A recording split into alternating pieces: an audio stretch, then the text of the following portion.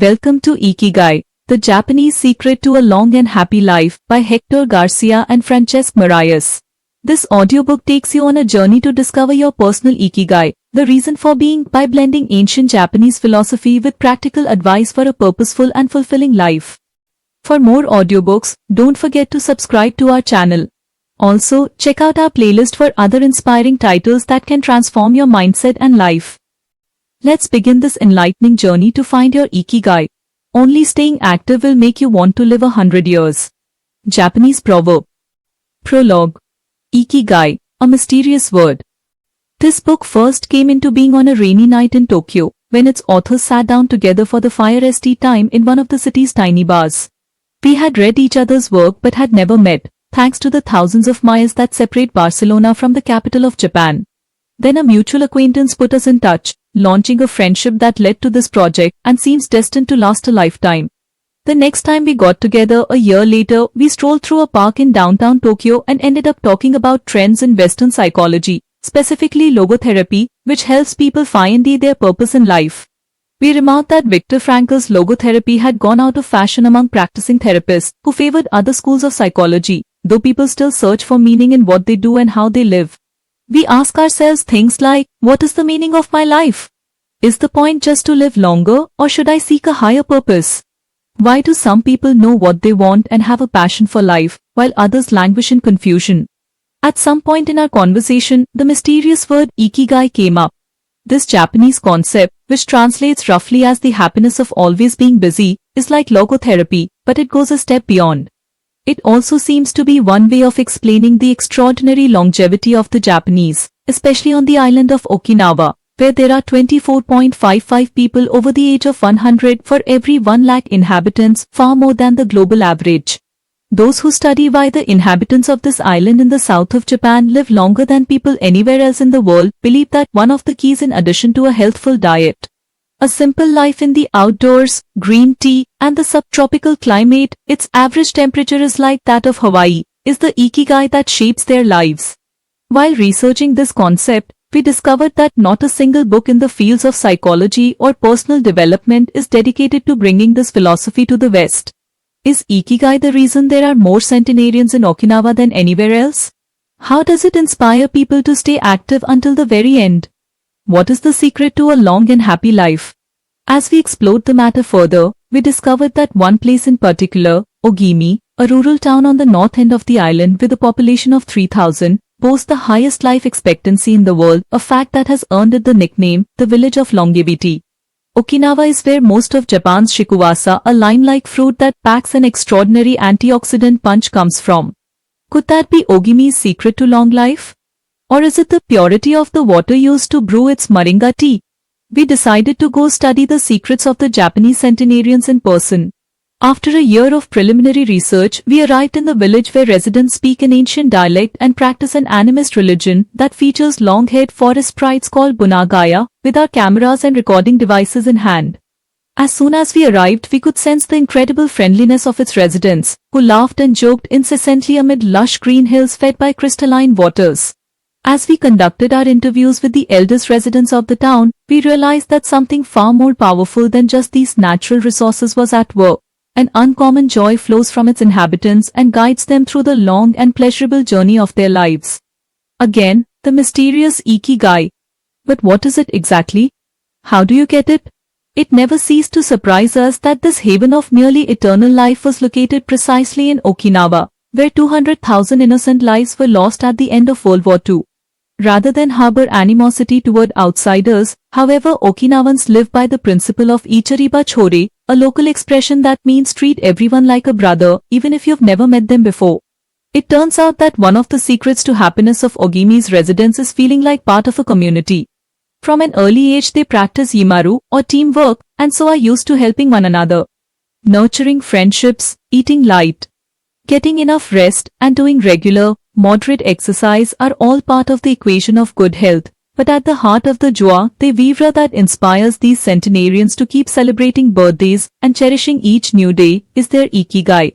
The purpose of this book is to bring the secrets of Japan's centenarians to you and give you the tools to find your own Ikigai. Because those who discover their Ikigai have everything they need for a long and joyful journey through life. Happy travels. Héctor García and Francesc Miralles. Chapter 1. Ikigai. The art of staying young while growing old. What is your reason for being? According to the Japanese, everyone has an Ikigai, what a French philosopher might call a raison d'être. Some people have found their Ikigai, while others are still looking, though they carry it within them. Our Ikigai is hidden deep inside each of us, and finding it requires a patient search. According to those born on Okinawa, the island with the most centenarians in the world, our Ikigai is the reason we get up in the morning. Whatever you do, don't retire. Having a clearly defined Ikigai brings satisfaction, happiness, and meaning to our lives. The purpose of this book is to help you find yours, and to share insights from Japanese philosophy on the lasting health of body, mind, and spirit. One surprising thing you notice, living in Japan, is how active people remain after they retire. In fact, many Japanese people never really retire, they keep doing what they love for as long as their health allows. There is, in fact, no word in Japanese that means retire in the sense of leaving the workforce for good as in English. According to Dan Buettner, a National Geographic reporter who knows the country well, having a purpose in life is so important in Japanese culture that our idea of retirement simply doesn't exist there. The island of almost eternal youth. Certain longevity studies suggest that a strong sense of community and a clearly defined Ikigai are just as important as the famously healthful Japanese diet, perhaps even more so. Recent medical studies of centenarians from Okinawa and other so-called blue zones, the geographic regions where people live longest, provide a number of interesting facts about these extraordinary human beings. Not only do they live much longer than the rest of the world's population, they also suffer from fewer chronic illnesses such as cancer and heart disease. Inflammatory disorders are also less common. Many of these centenarians enjoy enviable levels of vitality and health that would be unthinkable for people of advanced age elsewhere. Their blood tests reveal fewer free radicals, which are responsible for cellular aging, as a result of drinking tea and eating until their stomachs are only 80% full. Women experience more moderate symptoms during menopause, and both men and women maintain higher levels of sexual hormones until much later in life. The rate of dementia is well below the global average. Though we will consider each of these findings over the course of the book, research clearly indicates that the Okinawans' focus on Ikigai gives a sense of purpose to each and every day and plays an important role in their health and longevity. The 5 blue zones. Okinawa holds first place among the world's blue zones. In Okinawa, women in particular live longer and have fewer diseases than anywhere else in the world. The 5 regions identified and analyzed by Dan Buettner in his book The Blue Zones are 1. Okinawa, Japan, especially the northern part of the island. The locals eat a diet rich in vegetables and tofu, typically served on small plates. In addition to their philosophy of Ikigai, the moai, or close-knit group of friends, plays an important role in their longevity. 2. Sardinia, Italy, specifically the provinces of Nuoro and Ogliastra. Locals on this island consume plenty of vegetables and 1 or 2 glasses of wine per day. As in Okinawa, the cohesive nature of this community is another factor directly related to longevity. 3. Loma Linda, California. Researchers studied a group of Seventh-day Adventists who are among the longest living people in the United States. 4. The Nicoya Peninsula, Costa Rica. Locals remain remarkably active after 90. Many of the region's older residents have no problem getting up at 5:30 in the morning to work in the fields. 5. Ikria, Greece. One of every 3 inhabitants of this island near the coast of Turkey is over 90 years old, compared to less than 1% of the population of the United States, a fact that has earned it the nickname the Iceland of long life. The local secret seems to be a lifestyle that dates back to 500 BC. In the following chapters, we will examine several factors that seem to be the keys to longevity and are found across the blue zones, paying special attention to Okinawa and its so-called village of longevity. First, however, it is worth pointing out that 3 of these regions are islands, where resources can be scarce and communities have to help one another. For many, helping others might be an Ikigai strong enough to keep them alive. According to scientists who have studied the 5 blue zones, the keys to longevity are diet, exercise, finding a purpose in life, an Ikigai, and forming strong social ties, that is, having a broad circle of friends and good family relations. Members of these communities manage their time well in order to reduce stress, consume little meat or processed foods, and drink alcohol in moderation. They don't do strenuous exercise, but they do move every day, taking walks and working in their vegetable gardens. People in the blue zones would rather walk than drive. Gardening, which involves daily low-intensity movement, is a practice almost all of them have in common. The 80% secret. One of the most common sayings in Japan is hara hachibu, which is repeated before or after eating and means something like fill your belly to 80%. Ancient wisdom advises against eating until we are full. This is why Okinawans stop eating when they feel their stomachs reach 80% of their capacity, rather than overeating and wearing down their bodies with long digestive processes that accelerate cellular oxidation. Of course, there is no way to know objectively if your stomach is at 80% capacity. The lesson to learn from this saying is that we should stop eating when we are starting to feel full. The extra side dish, the snack we eat when we know in our hearts we don't really need it, the apple pie after lunch, all these will give us pleasure in the short term, but not having them will make us happier in the long term. The way food is served is also important. By presenting their meals on many small plates, the Japanese tend to eat less. A typical meal in a restaurant in Japan is served in 5 plates on a tray, 4 of them very small and the main dish slightly bigger. Having 5 plates in front of you makes it seem like you are going to eat a lot, but what happens most of the time is that you end up feeling slightly hungry. This is one of the reasons why Westerners in Japan typically lose weight and stay trim. Recent studies by nutritionists reveal that Okinawans consume a daily average of 1800 to 1900 calories, compared to 2200 to 3300 in the United States, and have a body mass index between 18 and 22, compared to 26 or 27 in the United States. The Okinawan diet is rich in tofu, sweet potatoes, 5sh, 3 times per week, and vegetables, roughly 11 ounces per day. In the chapter dedicated to nutrition, we will see which healthy, antioxidant-rich foods are included in this 80%. Moai, connected for life. It is customary in Okinawa to form close bonds within local communities. A moai is an informal group of people with common interests who look out for one another.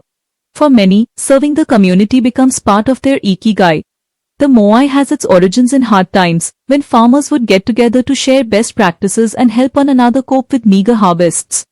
Members of a moai make a set monthly contribution to the group. This payment allows them to participate in meetings, dinners, games of go and shogi, Japanese chess, or whatever hobby they have in common.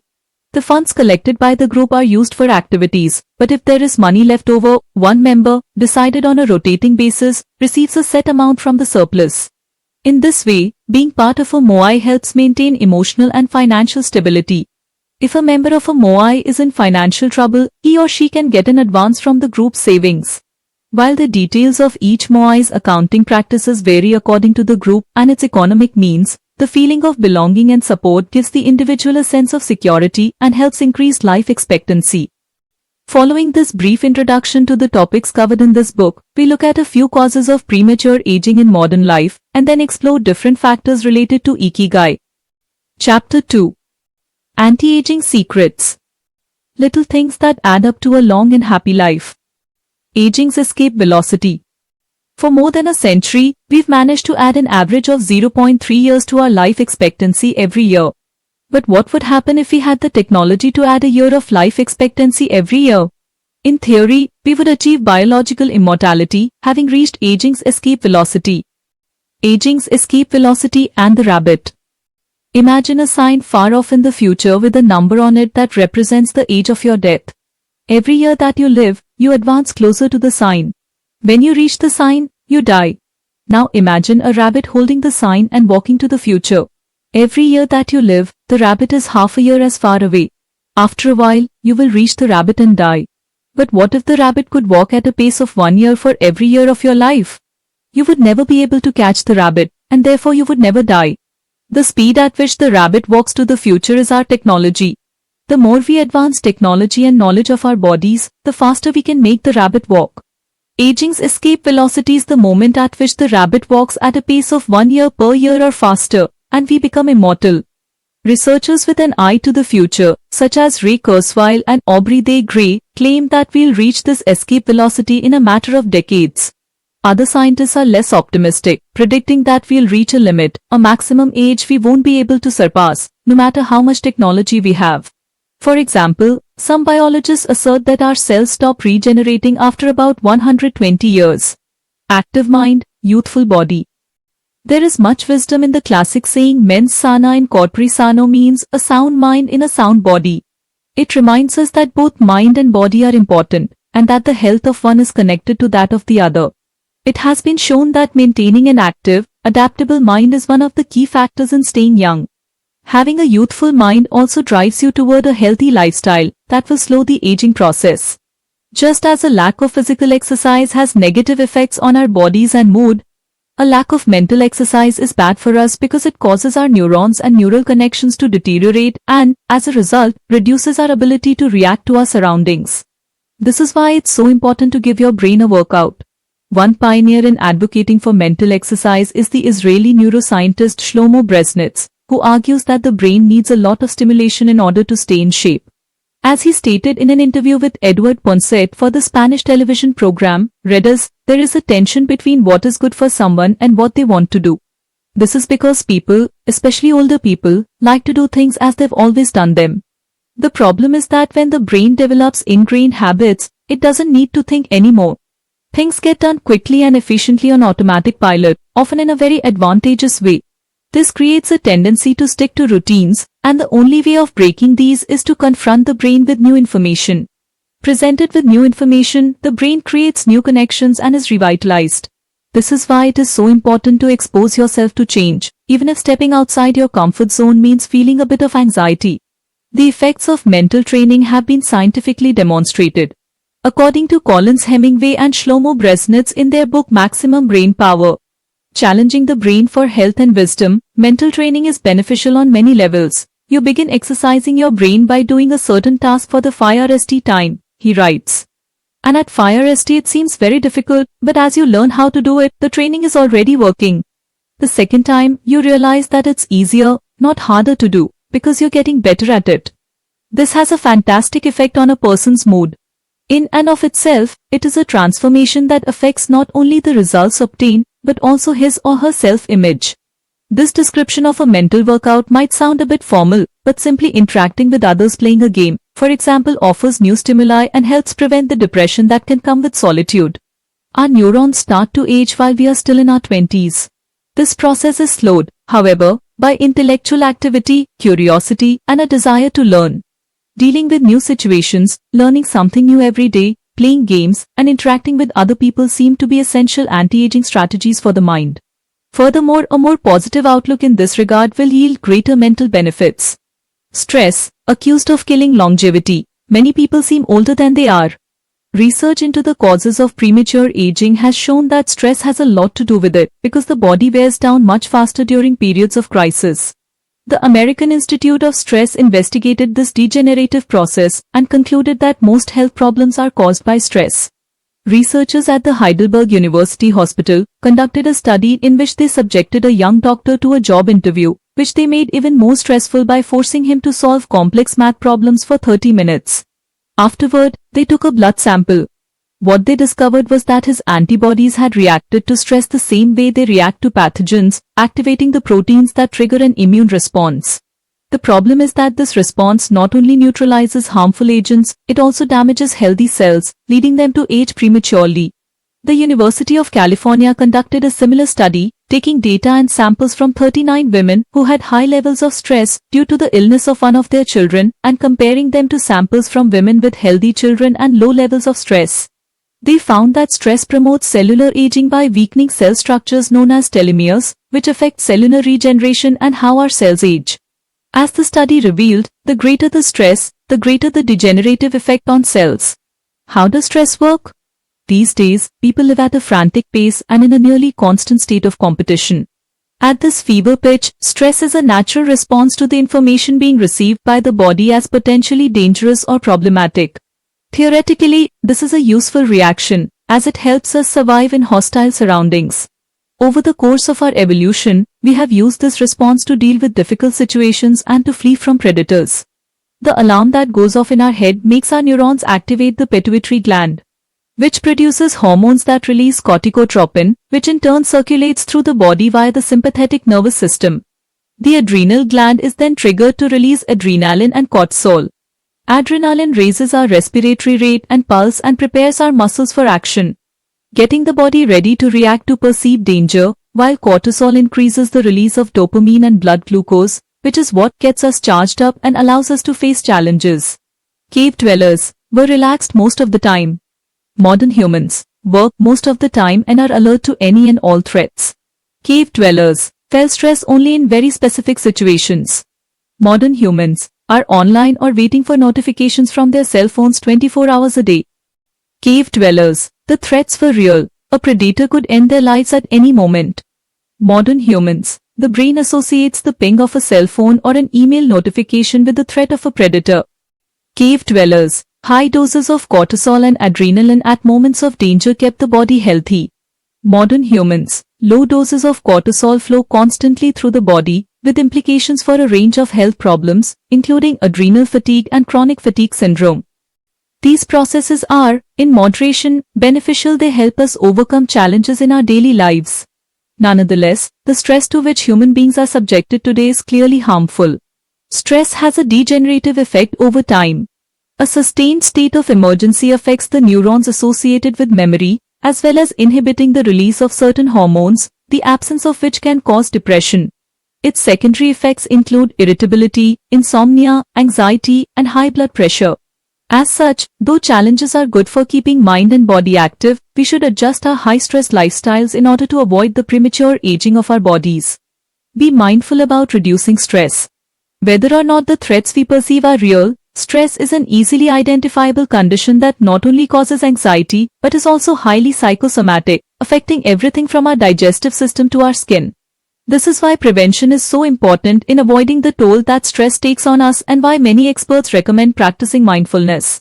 The central premise of this stress reduction method is focusing on the self, noticing our responses, even if they are conditioned by habit, in order to be fully conscious of them.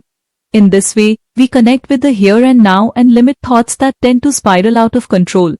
We have to learn to turn off the autopilot that's steering us in an endless loop. We all know people who snack while talking on the phone or watching the news. You ask them if the omelette they just ate had onion in it, and they can't tell you, says Roberto Alcibar, who abandoned his fast-paced life to become a certified instructor of mindfulness after an illness threw him into a period of acute stress. One way to reach a state of mindfulness is through meditation, which helps filter the information that reaches us from the outside world.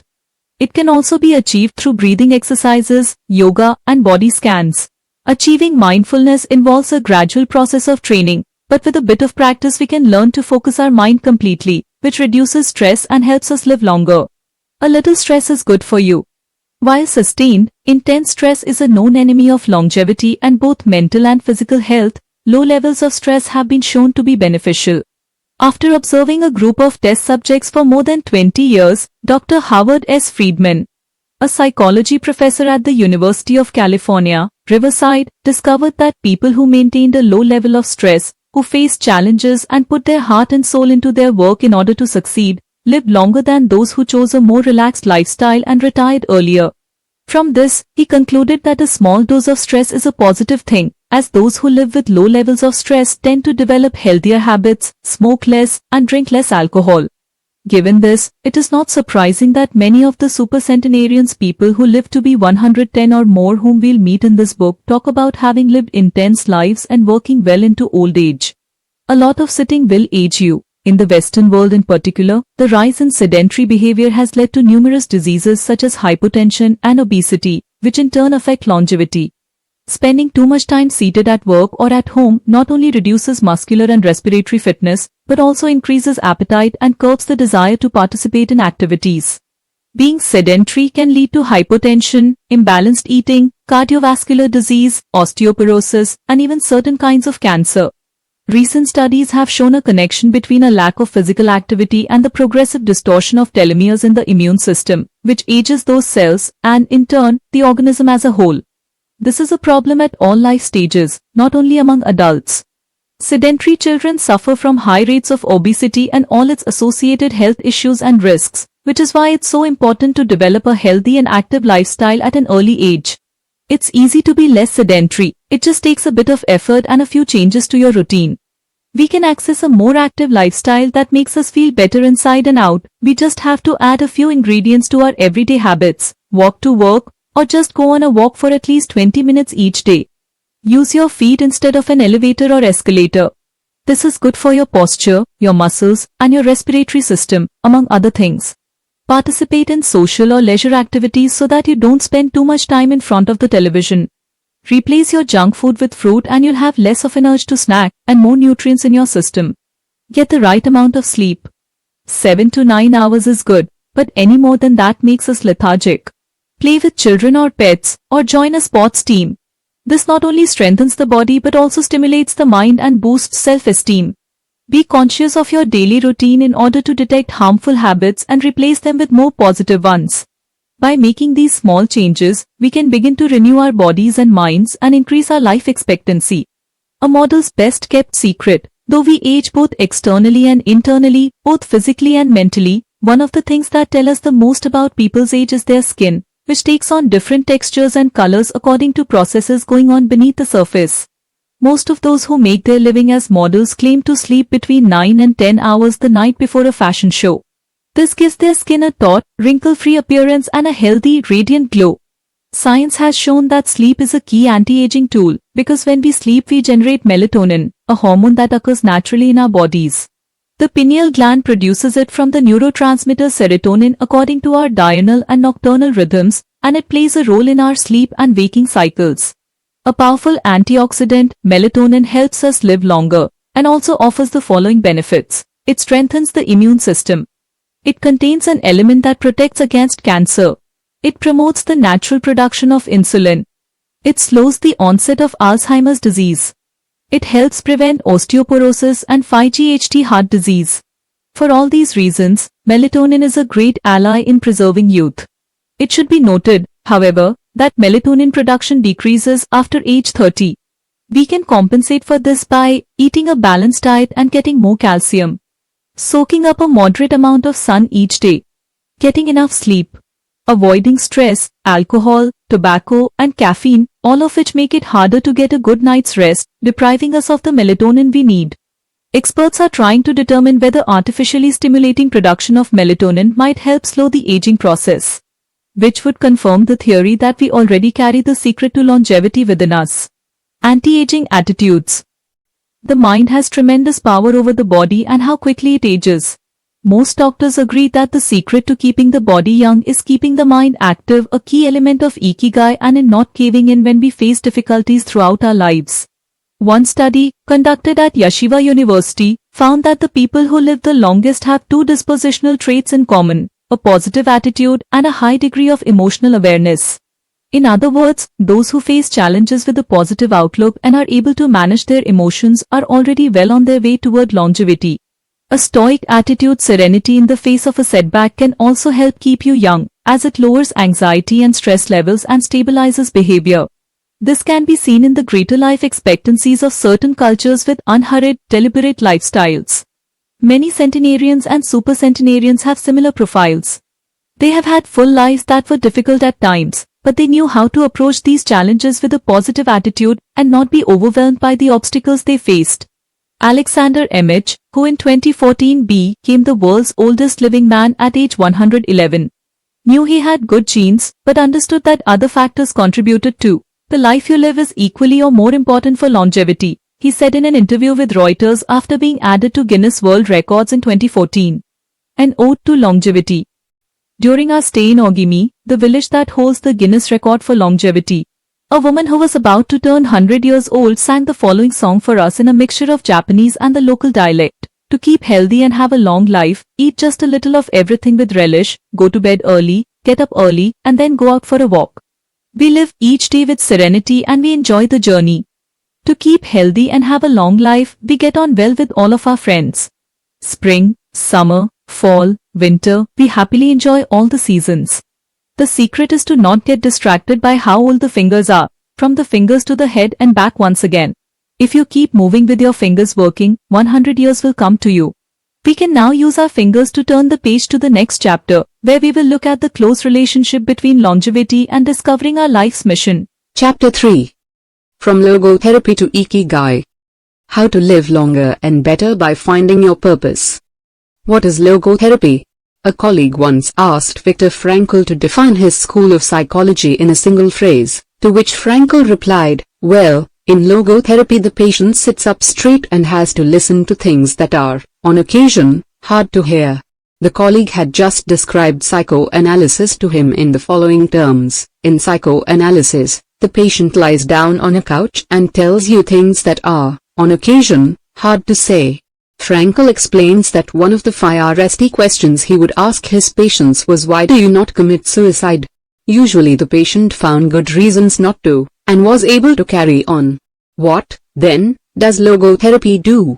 The answer is pretty clear. It helps you find reasons to live.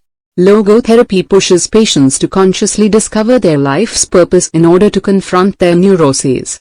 Their quest to fulfill their destiny then motivates them to press forward, breaking the mental chains of the past and overcoming whatever obstacles they encounter along the way. Something to live for.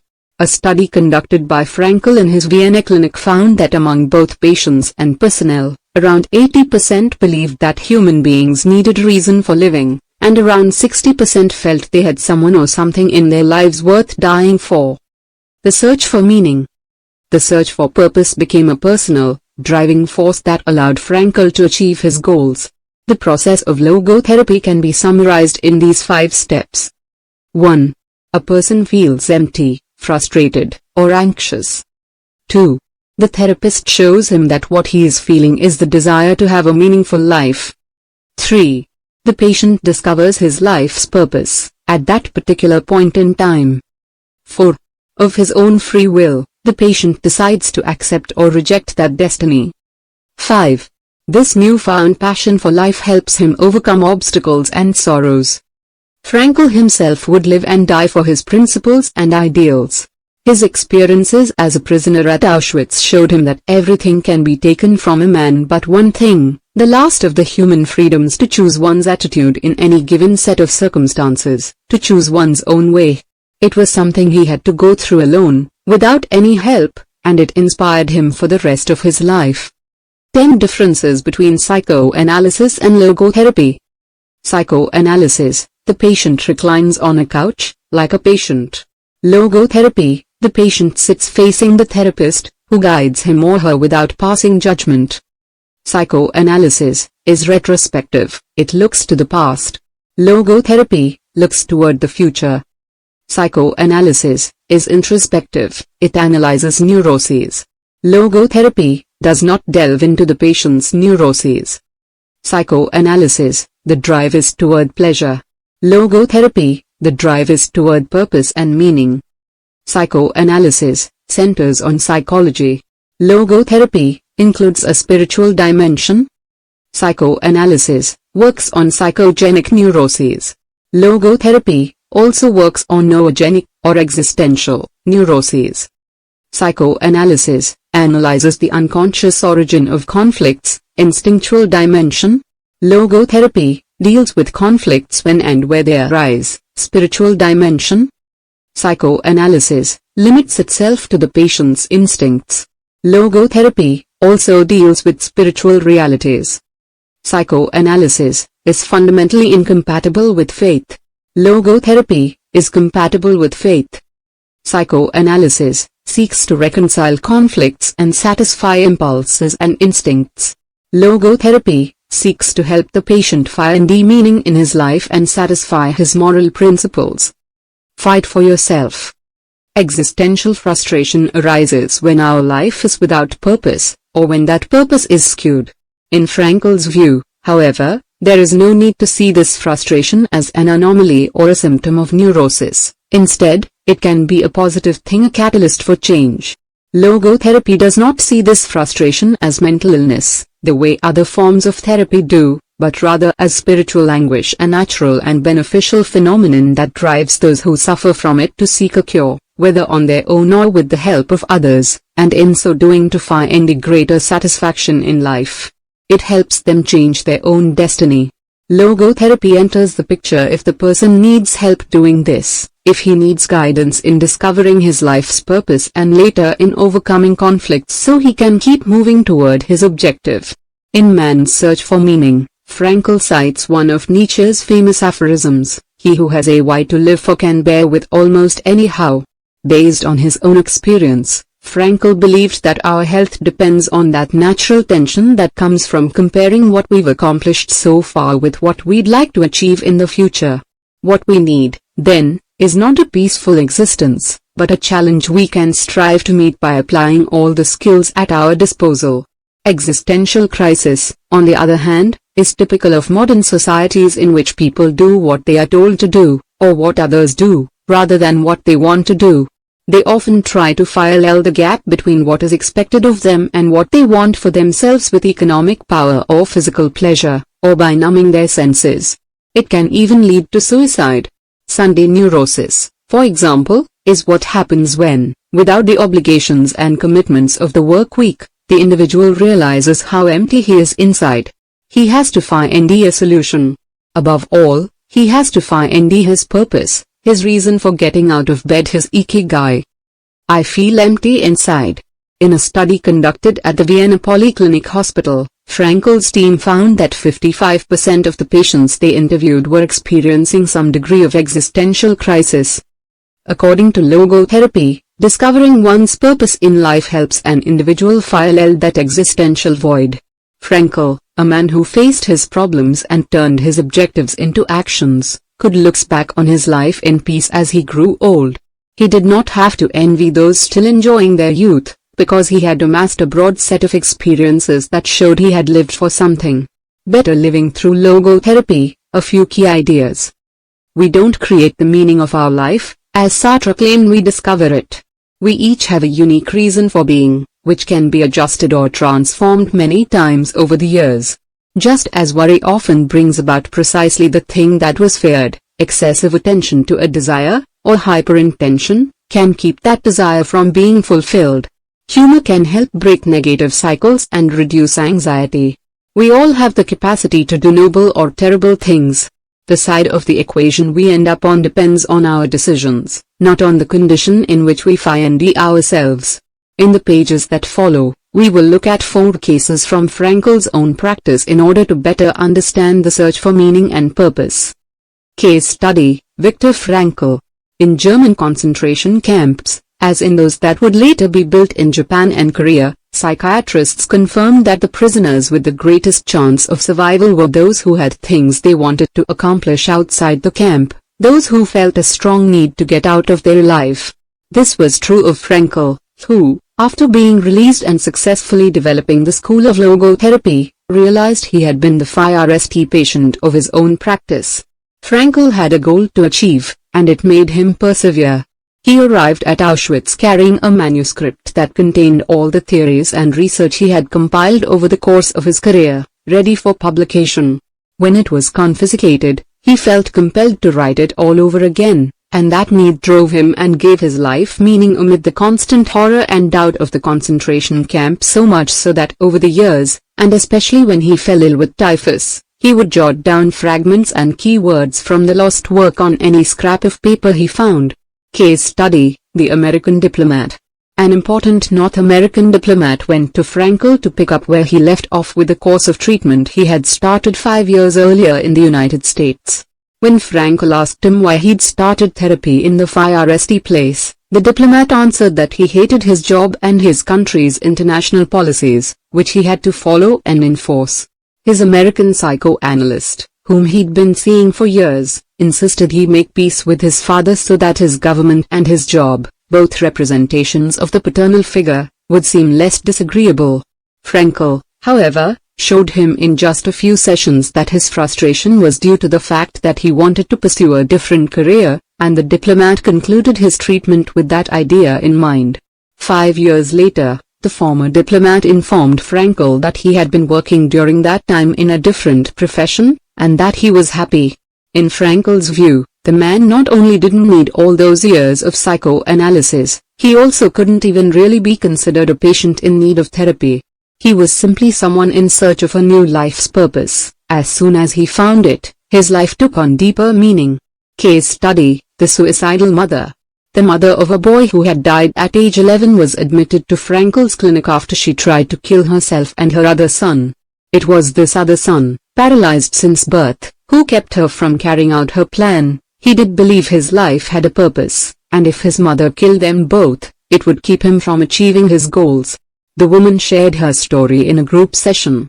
To help her, Frankel asked another woman to imagine a hypothetical situation in which she lay on her deathbed, old and wealthy but childless. The woman insisted that, in that case, she would have felt her life had been a failure. When the suicidal mother was asked to perform the same exercise, imagining herself on her deathbed, she looked back and realized that she had done everything in her power for her children, for both of them. She had given her paralyzed son a good life, and he had turned into a kind, reasonably happy person.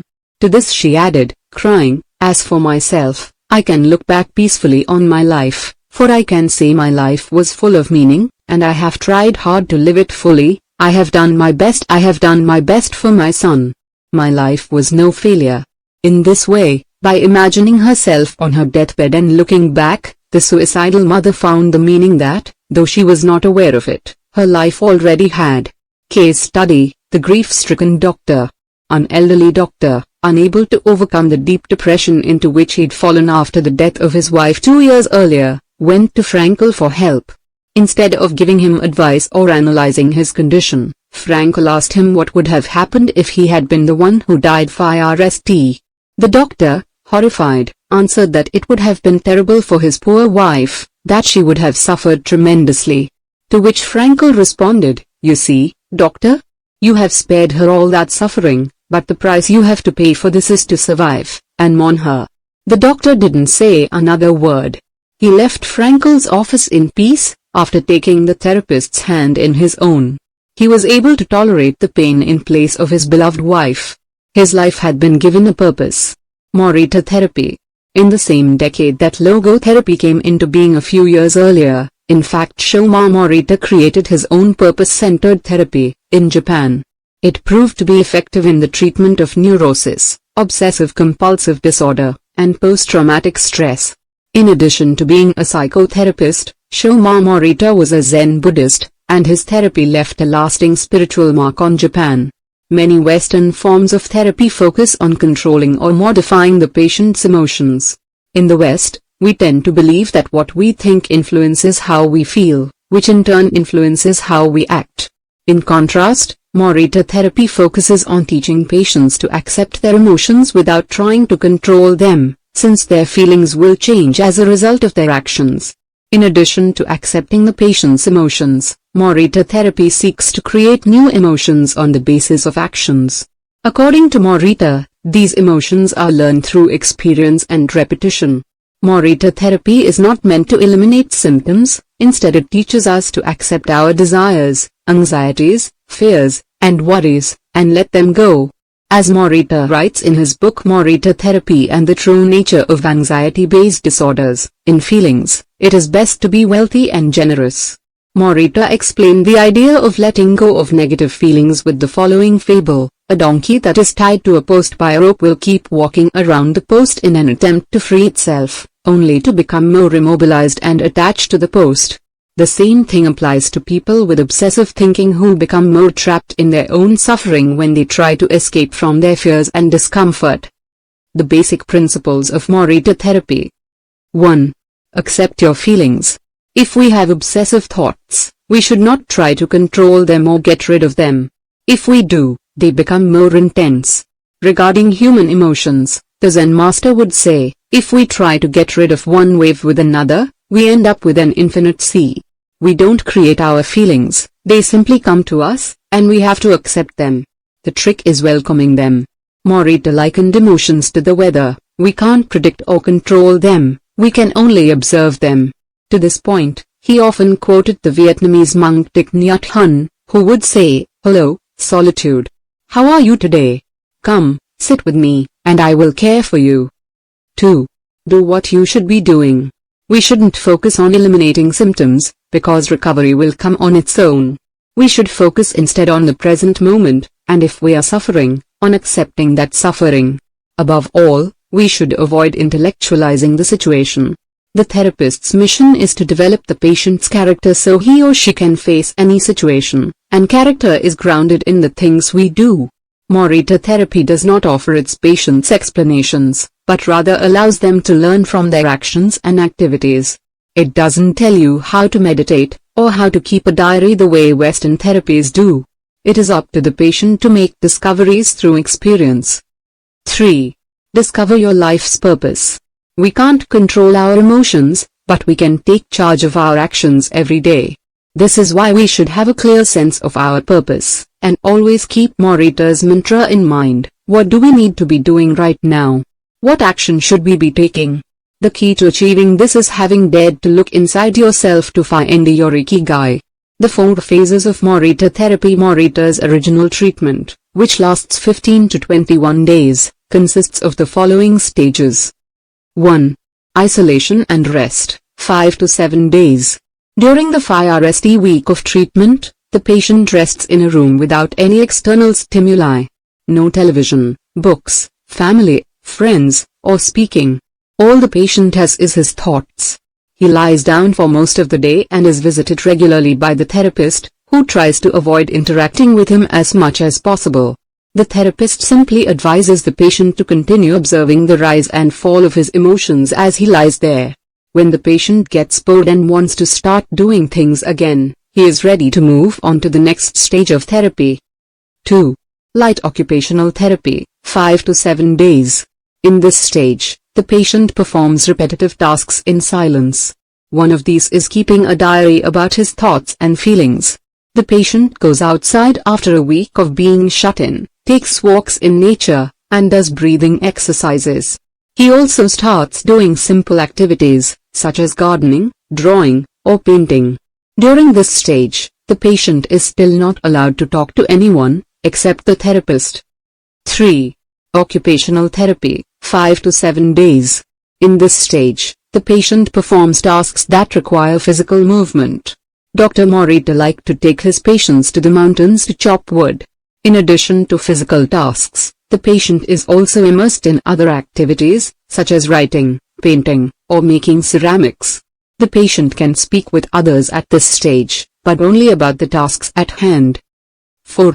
The return to social life and the real world.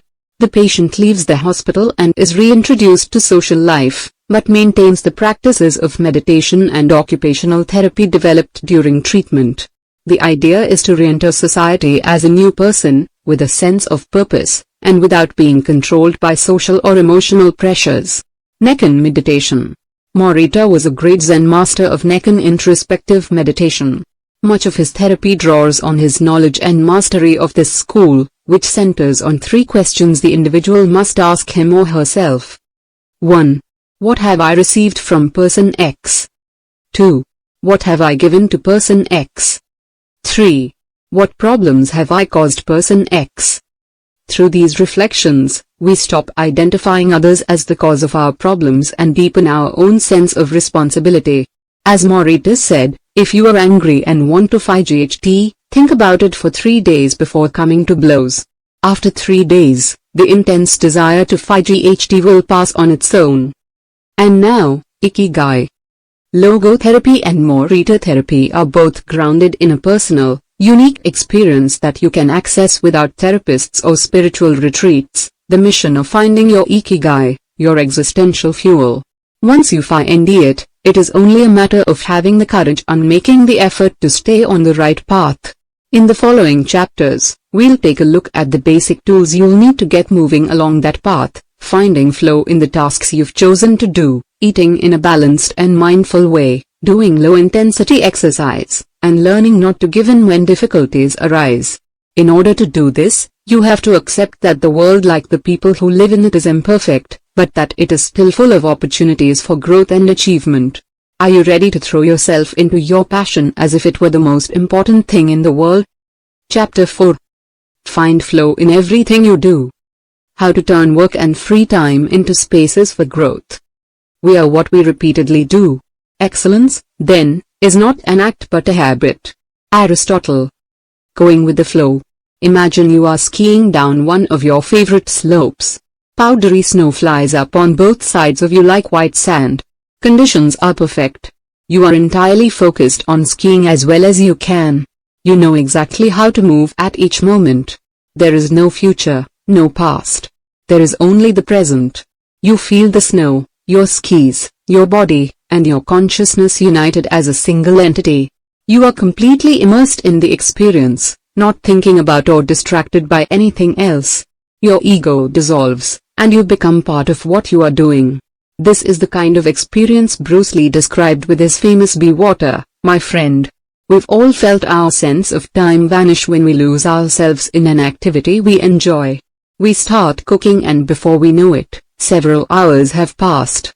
We spend an afternoon with a book and forget about the world going by until we notice the sunset and realize we haven't eaten dinner. We go surfing and don't realize how many hours we have spent in the water until the next day, when our muscles ache. The opposite can also happen. When we have to complete a task we don't want to do, every minute feels like a lifetime and we can't stop looking at our watch. As the quip attributed to Einstein goes, put your hand on a hot stove for a minute and it seems like an hour. Sit with a pretty girl for an hour, and it seems like a minute. That is relativity. The funny thing is that someone else might really enjoy the same task, but we want to finish as quickly as possible. What makes us enjoy doing something so much that we forget about whatever worries we might have while we do it? When are we happiest? These questions can help us discover our Ikigai. The power of flow. These questions are also at the heart of psychologist Mihaly Csikszentmihalyi's research into the experience of being completely immersed in what we are doing. Csikszentmihalyi called this state flow, and described it as a pleasure, delight, creativity, and process when we are completely immersed in life. There is no magic recipe for finding happiness, for living according to your Ikigai, but one key ingredient is the ability to reach this state of flow and, through this state, to have an optimal experience. In order to achieve this optimal experience, we have to focus on increasing the time we spend on activities that bring us to this state of flow, rather than allowing ourselves to get caught up in activities that offer immediate pleasure like eating too much, abusing drugs or alcohol, or stuffing ourselves with chocolate in front of the TV. As Csikszentmihalyi asserts in his book Flow, The Psychology of Optimal Experience, flow is the state in which people are so involved in an activity that nothing else seems to matter. The experience itself is so enjoyable that people will do it even at great cost, for the sheer sake of doing it. It is not only creative professionals who require the high doses of concentration that promote flow. Most athletes, chess players, and engineers also spend much of their time on activities that bring them to this state. According to Csikszentmihalyi's research, a chess player feels the same way upon entering a state of flow as a mathematician working on a formula or a surgeon performing an operation. A professor of psychology, Csikszentmihalyi analyzed data from people around the world and discovered that flow is the same among individuals of all ages and cultures. In New York and Okinawa, we all reach a state of flow in the same way. But what happens to our mind when we are in that state? When we flow, we are focused on a concrete task without any distractions. Our mind is in order. The opposite occurs when we try to do something while our mind is on other things. If you often find yourself losing focus while working on something you consider important, there are several strategies you can employ to increase your chances of achieving flow. The 7 conditions for achieving flow. According to researcher Owen Schaffer of DePaul University, the requirements for achieving flow are: 1. Knowing what to do. 2. Knowing how to do it. 3. Knowing how well you are doing. 4. Knowing where to go, where navigation is involved. 5. Perceiving significant challenges. 6. Perceiving significant skills. 7. Being free from distractions. Strategy 1. Choose a difficult task, but not too difficult. Schaffer's model encourages us to take on tasks that we have a chance of completing but that are slightly outside our comfort zone. Every task, sport, or job has a set of rules, and we need a set of skills to follow them. If the rules for completing a task or achieving a purpose are too basic relative to our skill set, we will likely get bored. Activities that are too easy lead to apathy. If, on the other hand, We assign ourselves a task that is too difficult, we won't have the skills to complete it and will almost certainly give up and feel frustrated, to boot. The ideal is to find a middle path, something aligned with our abilities but just a bit of a stretch, so we experience it as a challenge. This is what Ernest Hemingway meant when he said, "Sometimes I write better than I can." We want to see challenges through to the end because we enjoy the feeling of pushing ourselves. Bertrand Russell expressed a similar idea when he said, "To be able to concentrate for a considerable amount of time is essential to difficult achievement." If you're a graphic designer, learn a new software program for your next project. If you're a programmer, use a new programming language.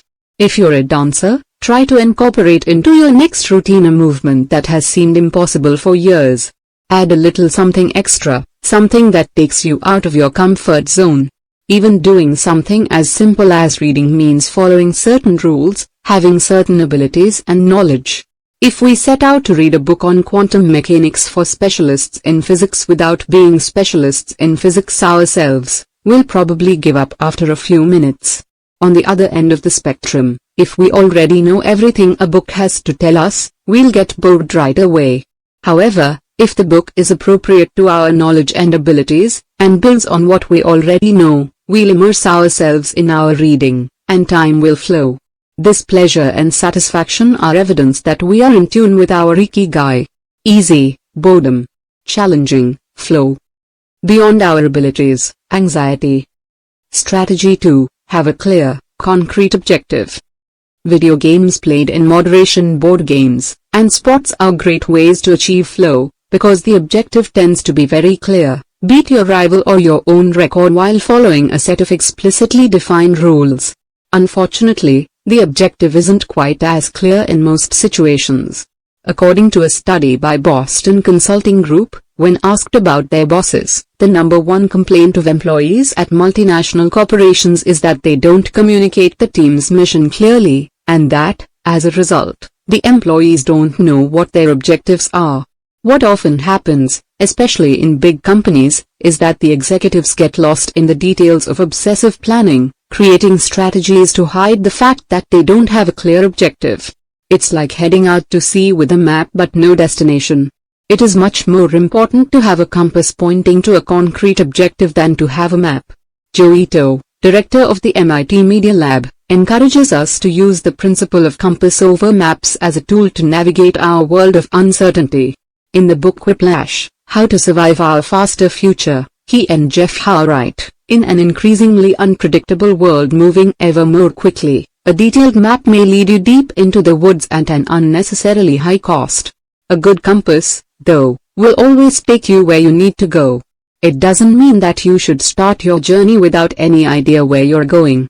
What it does mean is understanding that while the path to your goal may not be straight, you'll finish faster and more efficiently than you would have if you had trudged along a pre-planned route. In business, the creative professions, and education alike, it's important to reflect on what we hope to achieve before starting to work, study, or make something. We should ask ourselves questions such as, what is my objective for today's session in the studio? How many words am I going to write today for the article coming out next month? What is my team's mission? How fast will I set the metronome tomorrow in order to play that sonata at an allegro tempo by the end of the week? Having a clear objective is important in achieving flow, but we also have to know how to leave it behind when we get down to business.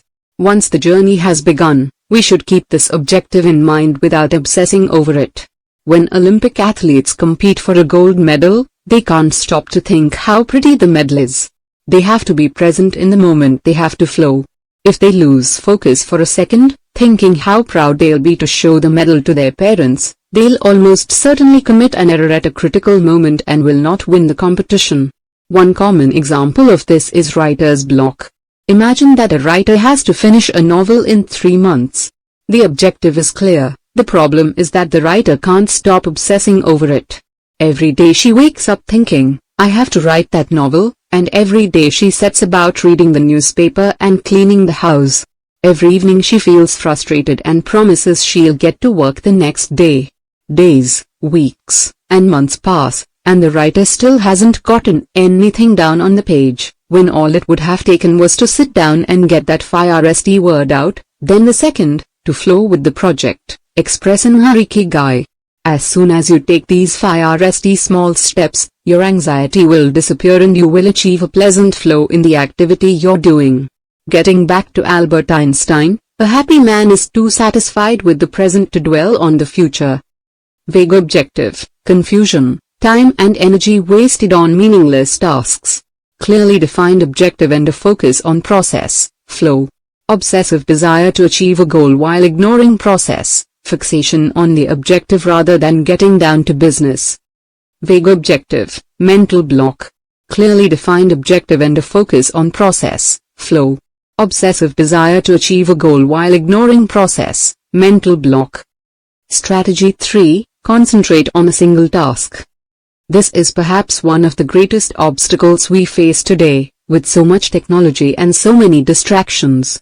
We're listening to a video on YouTube while writing an email, when suddenly a chat prompt pops up and we answer it.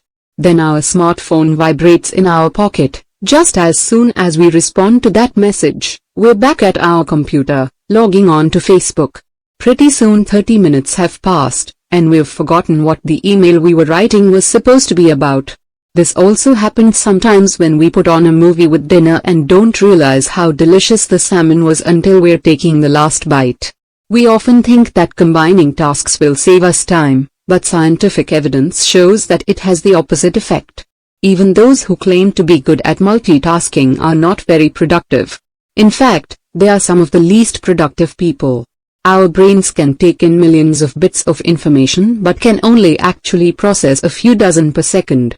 When we say we're multitasking, what we're really doing is switching back and forth between tasks very quickly. Unfortunately, we're not computers adept at parallel processing. We end up spending all our energy alternating between tasks, instead of focusing on doing one of them well. Concentrating on one thing at a time may be the single most important factor in achieving flow. According to Csikszentmihalyi, in order to focus on a task we need 1. To be in a distraction-free environment. 2. To have control over what we are doing at every moment. Technology is great, if we're in control of it. It's not so great if it takes control of us. For example, if you have to write a research paper, you might sit down at your computer and use Google to look up the information you need. However, if you are not very disciplined, you might end up surfing the web instead of writing that paper. In that case, Google and the internet will have taken over, pulling you out of your state of flow. It has been scientifically shown that if we continually ask our brains to switch back and forth between tasks, we waste time, make more mistakes, and remember less of what we've done. Several studies conducted at Stanford University by Clifford Nass describe our generation as suffering from an epidemic of multitasking. One such study analyzed the behavior of hundreds of students, dividing them into groups based on the number of things they tended to do at once.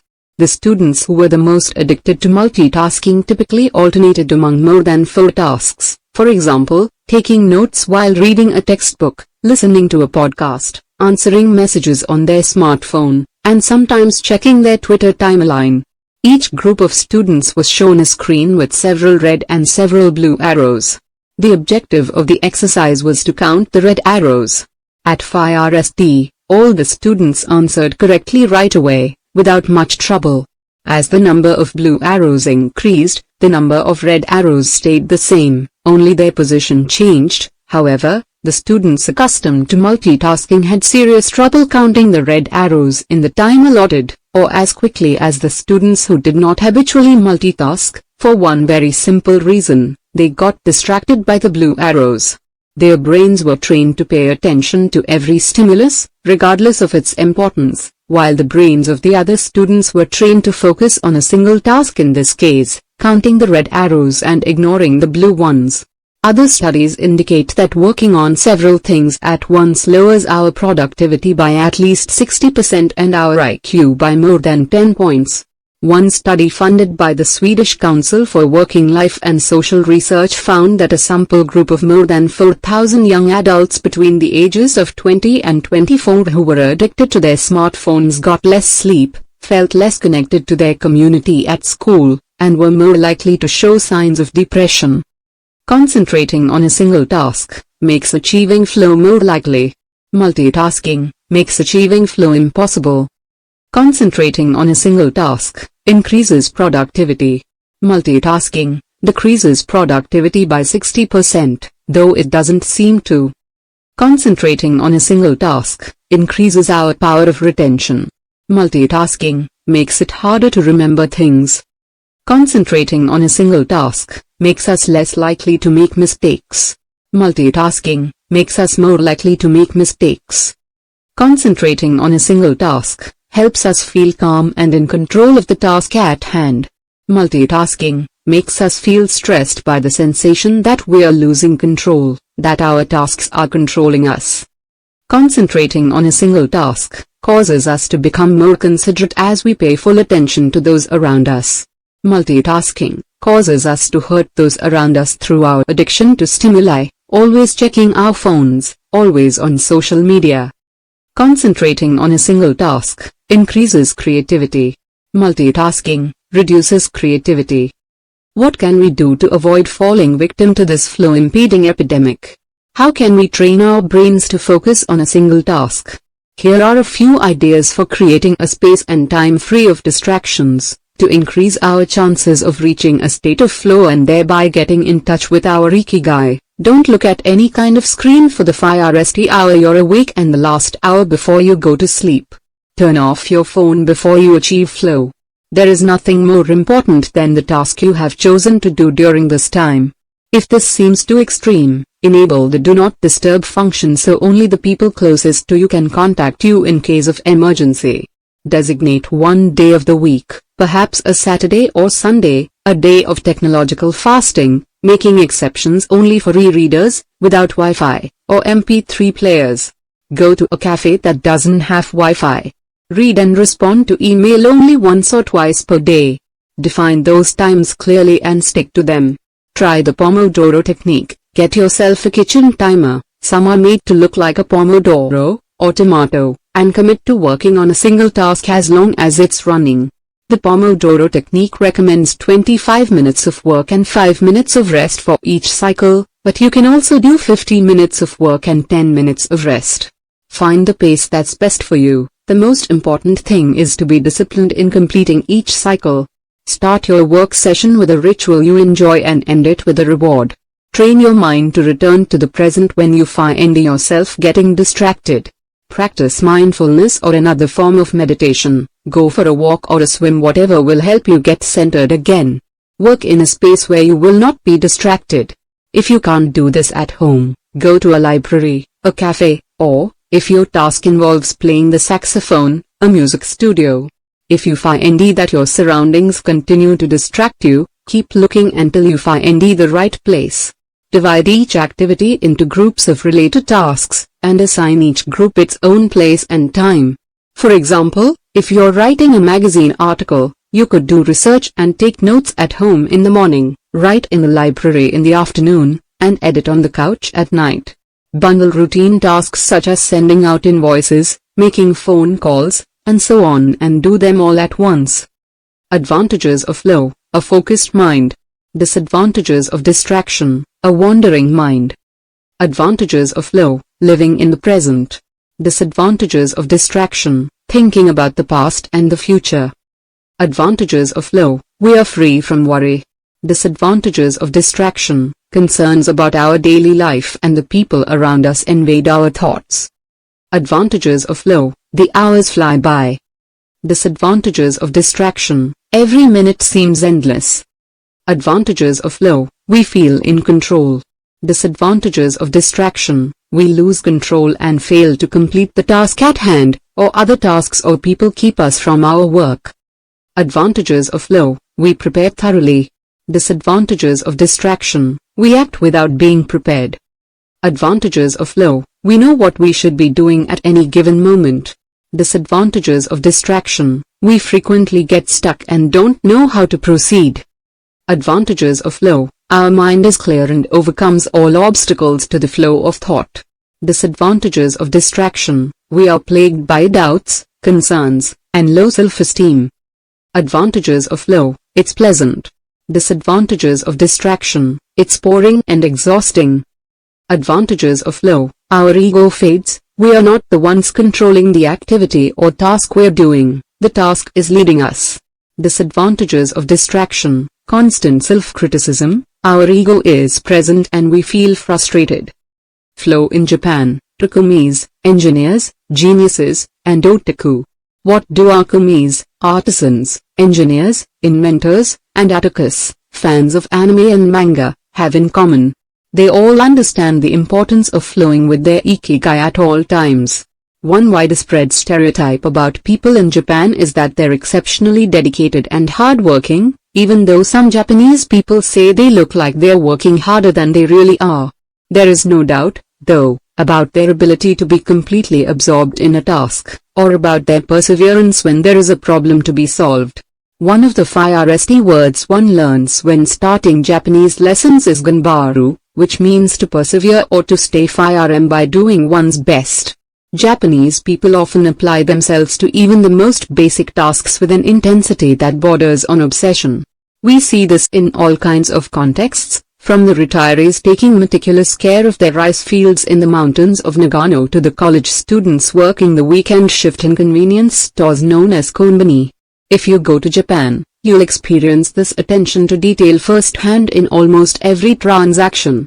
Walk into one of the stores that sell handcrafted objects in Naha, Kanazawa, or Kyoto and you'll also discover that Japan is a treasure trove of traditional craftwork. The people of Japan have a unique talent for creating new technologies while preserving artisanal traditions and techniques. The art of the Takumi Toyota employs artisans who are able to make a certain type of screw by hand. These Takumi, or experts in a particular manual skill, are extremely important to Toyota, and they are hard to replace. Some of them are the only people who know how to perform their exact skill, and it doesn't seem as though a new generation is going to take up the mantle. Turntable needles are another example. They're produced almost exclusively in Japan, where you can find the last remaining people who know how to use the machinery required to make these precision needles, and who are trying to pass on their knowledge to their descendants. We met a Takumi on a visit to Kumino, a small town near Hiroshima. We were there for the day, working on a photo essay for one of the most famous brands of makeup brushes in the West. The billboard welcoming visitors to Kumino shows a mascot holding a large brush. In addition to the brush factories, the town is full of little houses and vegetable gardens. Heading farther in, you can see several Shinto shrines at the base of the mountains that surround the town. We spent hours taking photos in factories full of people in orderly rows, each doing a single task such as painting the handles of the brushes or loading boxes of them onto trucks before we realized we still hadn't seen anyone actually putting bristles into the brush heads. After we asked about this and got the runaround several times, the president of one company agreed to show us how it was done. He led us out of the building and asked us to get into his car. After a 5-minute drive we parked next to another, smaller structure and climbed the stairs. He opened a door and we walked into a small room filled with windows that let in lovely natural light. In the middle of the room was a woman wearing a mask. You could see only her eyes. She was so focused on choosing individual bristles for the brushes, gracefully moving her hands and fingers, using scissors and combs to sort the bristles, that she didn't even notice our presence. Her movements were so quick it was hard to tell what she was doing. The president of the company interrupted her to let her know that we'd be taking photos as she worked. We couldn't see her mouth, but the glint in her eye and the cheerful inflection in her speech let us know she was smiling. She looked happy and proud, talking about her work and responsibilities. We had to use extremely fast shutter speeds to capture her movements. Her hands danced and flowed in concert with her tools and the bristles she was sorting. The president told us that this Takumi was one of the most important people in the company, even though she was hidden away in a separate building. Every bristle of every brush the company made passed through her hands.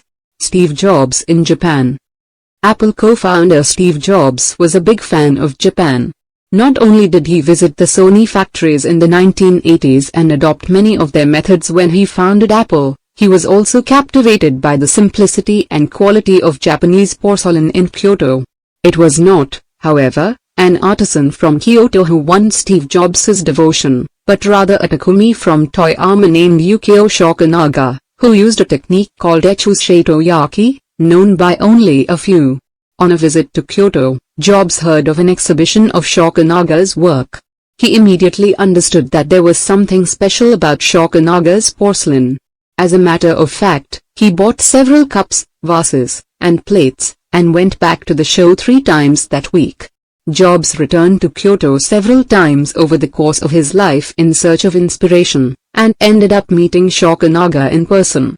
It is said that Jobs had many questions for him, almost all of them about the fabrication process and the type of porcelain he used. Shokunaga explained that he used white porcelain he extracted himself from mountains in the Toyama prefecture, making him the only artist of his ilk familiar with the fabrication process of porcelain objects from their origins in the mountains to their final form, an authentic Takumi. Jobs was so impressed that he considered going to Toyama to see the mountain where Shokunaga got his porcelain, but thought better of it when he heard that it was more than 4 hours by train from Kyoto.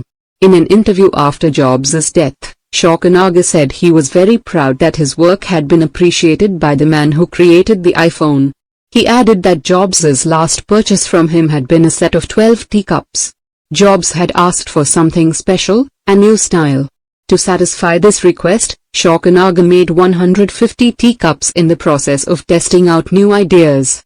Of these, he chose the 12 best and sent them to the Jobs family.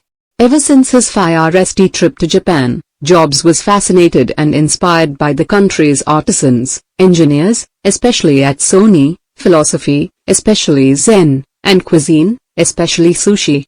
Sophisticated simplicity. What do Japanese artisans, engineers, Zen philosophy, and cuisine have in common? Simplicity and attention to detail. It is not a lazy simplicity but a sophisticated one that searches out new frontiers, always taking the object, the body and mind, or the cuisine to the next level, according to one's Ikigai. As Csikszentmihalyi would say, the key is always having a meaningful challenge to overcome in order to maintain flow. The documentary Jiro Dreams of Sushi gives us another example of a Takumi, this time in the kitchen. Its protagonist has been making sushi every day for more than 80 years, and owns a small sushi restaurant near the Ginza subway station in Tokyo. He and his son go every day to the famous Tsukiji fish market and choose the best fish to bring back to the restaurant. In the documentary, we see one of Jiro's apprentices learning to make tamago, a thin, slightly sweet omelette. No matter how hard he tries, he can't get Jiro's approval. He keeps practicing for years until he finally does. Why does the apprentice refuse to give up? Doesn't he get bored cooking eggs every day? No, because making sushi is his Ikigai, too. Both Jiro and his son are culinary artists. They don't get bored when they cook, they achieve a state of flow. They enjoy themselves completely when they are in the kitchen, that is their happiness, their Ikigai. They've learned to take pleasure in their work, to lose their sense of time. Beyond the close relationship between father and son, which helps them keep the challenge going each day, they also work in a quiet, peaceful environment that allows them to concentrate. Even after receiving a 3-star rating from Michelin, they never considered opening other locations or expanding the business. They serve just 10 patrons at a time at the bar of their small restaurant. Jiro's family isn't looking to make money, instead they value good working conditions and creating an environment in which they can flow while making the best sushi in the world. Jiro, like Yukio Shokunaga, begins his work at the source. He goes to the fish market to find the best tuna. Shokunaga goes to the mountains to find the best porcelain. When they get down to work, both become one with the object they are creating.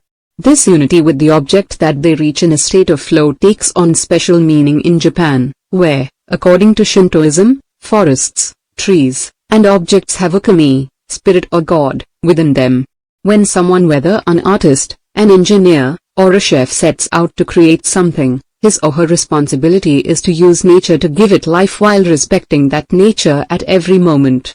During this process, the artisan becomes one with the object and flows with it. An ironworker would say that metal has a life of its own, just as someone making ceramics would say that the clay does. The Japanese are skilled at bringing nature and technology together, not man versus nature, but rather a union of the two. The purity of Ghibli. There are those who say that the Shinto value of being connected with nature is vanishing. One of the harshest critics of this loss is another artist with a clearly defined Ikigai, Hayao Miyazaki, the director of the animated File MS produced by Studio Ghibli. In nearly all his File MS we see humans, technology, fantasy, and nature in a state of conflict and, in the end, coming together. One of the most poignant metaphors in his File M Spirited Away is an obese spirit covered in trash that represents the pollution of the rivers. In Miyazaki's File MS, forests have personalities, trees have feelings, and robots befriend birds. Considered a national treasure by the Japanese government, Miyazaki is an artist capable of becoming completely absorbed in his art. He uses a cell phone from the late 1990s, and he makes his entire team draw by hand. He directs his File MS by rendering on paper even the tiniest detail, achieving flow by drawing, not by using a computer. Thanks to this obsession on the director's part, Studio Ghibli is one of the only studios in the world where almost the entire production process is carried out using traditional techniques. Those who have visited Studio Ghibli know that it is fairly typical, on a given Sunday, to see a solitary individual tucked away in a corner, hard at work, a man in simple clothes who will greet them with an "Ohayo," hello, without looking up. Miyazaki is so passionate about his work that he spends many Sundays in the studio, enjoying the state of flow, putting his Ikigai above all else. Visitors know that under no circumstances is one to bother Miyazaki, who is known for his quick temper, especially if he is interrupted while drawing.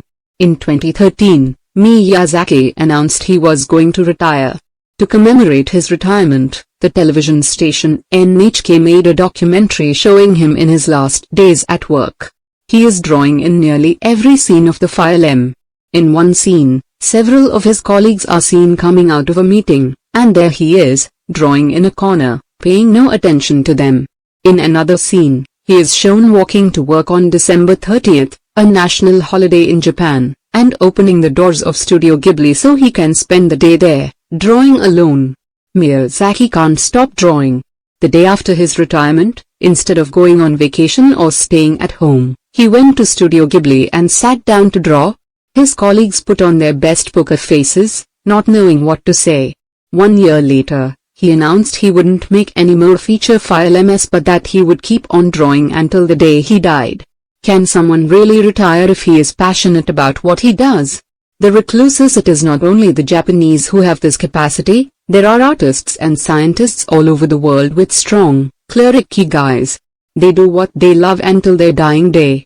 The last thing Einstein wrote before closing his eyes forever was a formula that attempted to unite all the forces of the universe in a single theory. When he died, he was still doing what he loved. If he hadn't been a physicist, he said, he would have been happy as a musician. When he wasn't focused on physics or mathematics, he enjoyed playing the violin. Reaching a state of flow while working on his formulas or playing music, his two ikigais, brought him endless pleasure. Many such artists might seem misanthropic or reclusive, but what they are really doing is protecting the time that brings them happiness, sometimes at the expense of other aspects of their lives. They are outliers who apply the principles of flow to their lives to an extreme. Another example of this kind of artist is the novelist Haruki Murakami. He sees only a close circle of friends, and appears in public in Japan only once every few years. Artists know how important it is to protect their space, control their environment, and be free of distractions if they want to flow with their ikigai. Microflow, enjoying mundane tasks. But what happens when we have to, say, do the laundry, mow the lawn, or attend to paperwork? Is there a way to make these mundane tasks enjoyable? Near the Shinjuku subway station, in one of the neural centers of Tokyo, there is a supermarket that still employs elevator operators. The elevators are fairly standard and could easily be operated by the customers, but the store prefers to provide the service of someone holding the door open for you, pushing the button for your floor, and bowing as you exit. If you ask around, you'll learn that there is one elevator operator who has been doing the same job since 2004. She is always smiling and enthusiastic about her work. How is she able to enjoy such a job? Doesn't she get bored doing something so repetitive? On closer inspection, it becomes clear that the elevator operator is not just pushing buttons but is instead performing a whole sequence of movements. She begins by greeting the customers with a song-like salutation followed by a bow and a welcoming wave of the hand. Then she presses the elevator button with a graceful movement, as though she is a geisha offering a client a cup of tea. Csikszentmihalyi calls this microflow. We've all been bored in a class or at a conference and started doodling to keep ourselves entertained. Or whistled while painting a wall. If we're not truly being challenged, we get bored and add a layer of complexity to amuse ourselves. Our ability to turn routine tasks into moments of microflow, into something we enjoy, is key to our being happy, since we all have to do such tasks. Even Bill Gates washes the dishes every night. He says he enjoys it, that it helps him relax and clear his mind, and that he tries to do it a little better each day, following an established order or set of rules he's made for himself, plates first, forks second, and so on. It's one of his daily moments of microflow. Richard Feynman, one of the most important physicists of all time, also took pleasure in routine tasks. W. Daniel Hillis, one of the founders of the supercomputer manufacturer Thinking Machines, hired Feynman to work on the development of a computer that could handle parallel processing when he was already world famous. He says Feynman showed up on his first day of work and said, "Okay, boss, what's my assignment?" They didn't have anything prepared, so they asked him to work on a certain mathematical problem.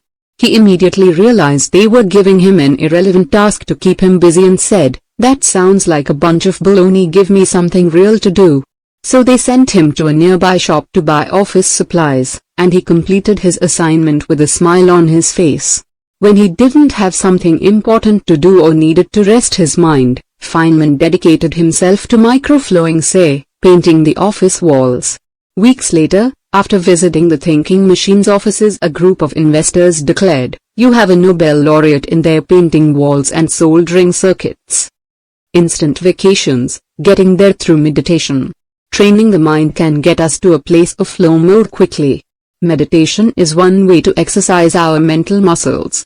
There are many types of meditation, but they all have the same objective: calming the mind, observing our thoughts and emotions, and centering our focus on a single object. The basic practice involves sitting with a straight back and focusing on your breath. Anyone can do it, and you feel a difference after just one session. By fixing your attention on the air moving in and out of your nose, you can slow the torrent of thoughts and clear your mental horizons. The Archer's Secret. The winner of the 1988 Olympic gold medal for archery was a 17-year-old woman from South Korea. When asked how she prepared, she replied that the most important part of her training was meditating for 2 hours each day. If we want to get better at reaching a state of flow, meditation is an excellent antidote to our smartphones and their notifications constantly clamoring for our attention. One of the most common mistakes among people starting to meditate is worrying about doing it right, achieving absolute mental silence, or reaching nirvana. The most important thing is to focus on the journey. Since the mind is a constant swirl of thoughts, ideas, and emotions, slowing down the centrifuge even for just a few seconds can help us feel more rested and leave us with a sense of clarity. In fact, one of the things we learn in the practice of meditation is not to worry about anything that flits across our mental screen. The idea of killing our boss might flash into our mind, but we simply label it as a thought and let it pass like a cloud, without judging or rejecting it. It is only a thought, one of the 60,000 we have every day, according to some experts. Meditation generates alpha and theta brain waves. For those experienced in meditation, these waves appear right away, while it might take a half hour for a beginner to experience them. These relaxing brain waves are the ones that are activated right before we fall asleep, as we lie in the sun, or right after taking a hot bath. We all carry a spar with us everywhere we go. It's just a matter of knowing how to get in, something anyone can do, with a bit of practice. Humans as ritualistic beings, life is inherently ritualistic. We could argue that humans naturally follow rituals that keep us busy. In some modern cultures, we have been forced out of our ritualistic lives to pursue goal after goal in order to be seen as successful.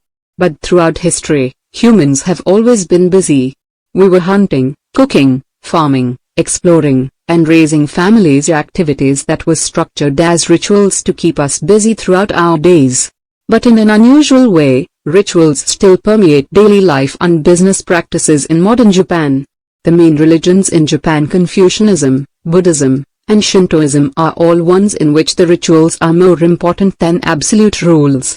When doing business in Japan, process, manners, and how you work on something is more important than the final results. Whether this is good or bad for the economy is beyond the scope of this book. What is indisputable, though, is that finding flow in a ritualistic workplace is much easier than in one in which we are continually stressed out trying to achieve unclear goals set by our bosses. Rituals give us clear rules and objectives, which help us enter a state of flow. When we have only a big goal in front of us, we might feel lost or overwhelmed by it. Rituals help us by giving us the process, the sub-steps, on the path to achieving a goal. When confronted with a big goal, try to break it down into parts and then attack each part one by one. Focus on enjoying your daily rituals, using them as tools to enter a state of flow. Don't worry about the outcome, it will come naturally. Happiness is in the doing, not in the result. As a rule of thumb, remind yourself, rituals over goals. The happiest people are not the ones who achieve the most. They are the ones who spend more time than others in a state of flow. Using flow to find your Ikigai. After reading this chapter, you should have a better idea of which activities in your life make you enter flow. Write all of them on a piece of paper, then ask yourself these questions. What do the activities that drive you to flow have in common? Why do those activities drive you to flow? For example, are all the activities you most like doing ones that you practice alone or with other people? Do you flow more when doing things that require you to move your body or just to think? In the answers to these questions you might find the underlying Ikigai that drives your life. If you don't, then keep searching by going deeper into what you like by spending more of your time in the activities that make you flow. Also, try new things that are not on the list of what makes you flow but that are similar and that you are curious about. For example, if photography is something that drives you into flow, you could also try painting. You might even like it more. Or if you love snowboarding and have never tried surfing, flow is mysterious. It is like a muscle. The more you train it, the more you will flow, and the closer you will be to your Ikigai. Chapter 5. Masters of Longevity. Words of wisdom from the longest living people in the world. When we started working on this book, we didn't want to just research the factors that contribute to a long and happy life. We wanted to hear from the true masters of this art. The interviews we conducted in Okinawa merit their own chapter, but in the section that precedes it we have provided an overview of the life philosophies of a few international champions of longevity. We are talking about supercentenarians, people who live to 110 years of age or more. The term was coined in 1970 by Norris McWhirter, editor of the Guinness Book of World Records. Its use became more widespread in the 1990s, after it appeared in William Strauss and Neil Howe's generations. Today there are an estimated 300 to 450 supercentenarians in the world, although the age of only around 75 of them has been confirmed. They aren't superheroes, but we could see them as such for having spent far more time on this planet than the average life expectancy would predict. Given the rise in life expectancy around the world, the number of supercentenarians might also increase. A healthy and purposeful life could help us join their ranks. Let's take a look at what a few of them have to say.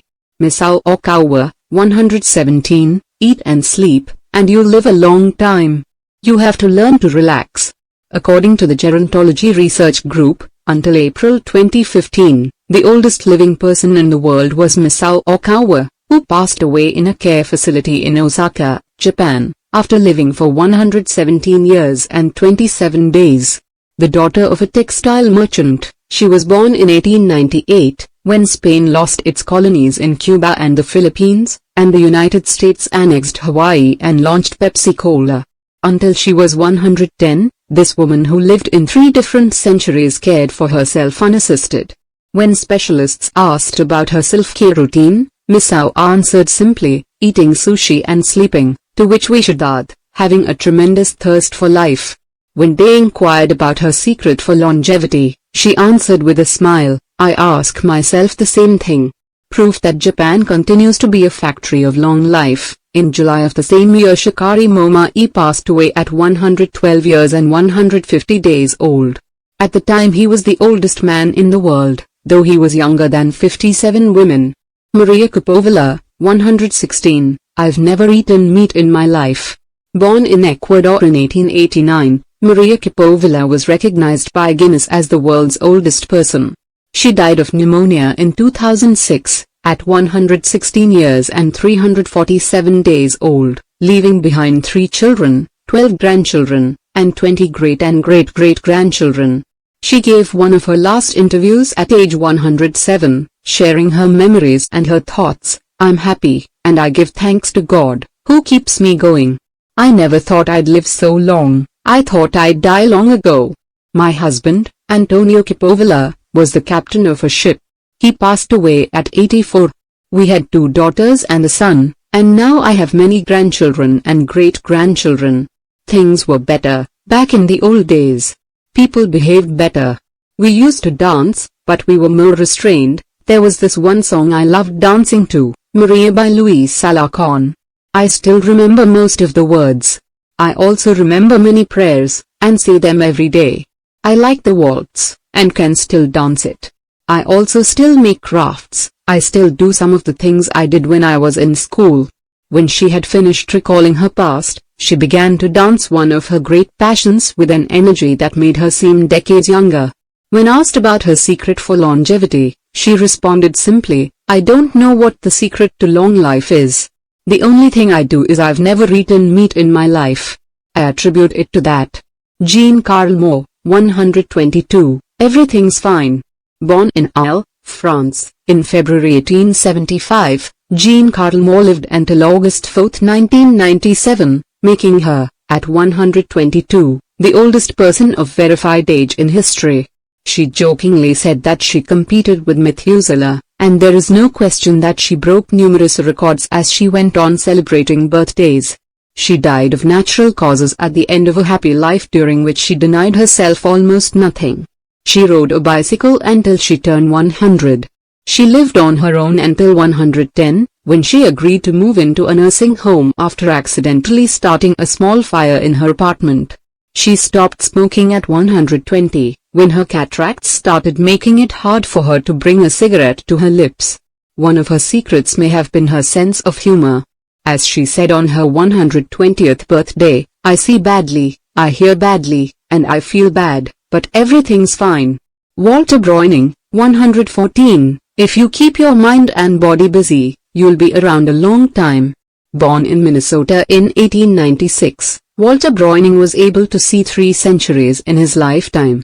He died in Montana in 2011, from natural causes. He'd had 2 wives and a 50-year career on the railroad. At 83 he retired to an assisted living center in Montana, where he remained until his death. He is the second oldest man, of verified age, ever born in the United States. He gave many interviews in his final years, insisting that his longevity stemmed from, among other things, his habit of eating only 2 meals per day and working for as many years as he could. Your mind and your body. You keep both busy, he said on his 112th birthday, you'll be here a long time. Back then, he was still exercising every day. Among Groening's other secrets, he had a habit of helping others, and he wasn't afraid of dying. As he declared in a 2010 interview with the Associated Press, we're all going to die. Some people are scared of dying. Never be afraid to die.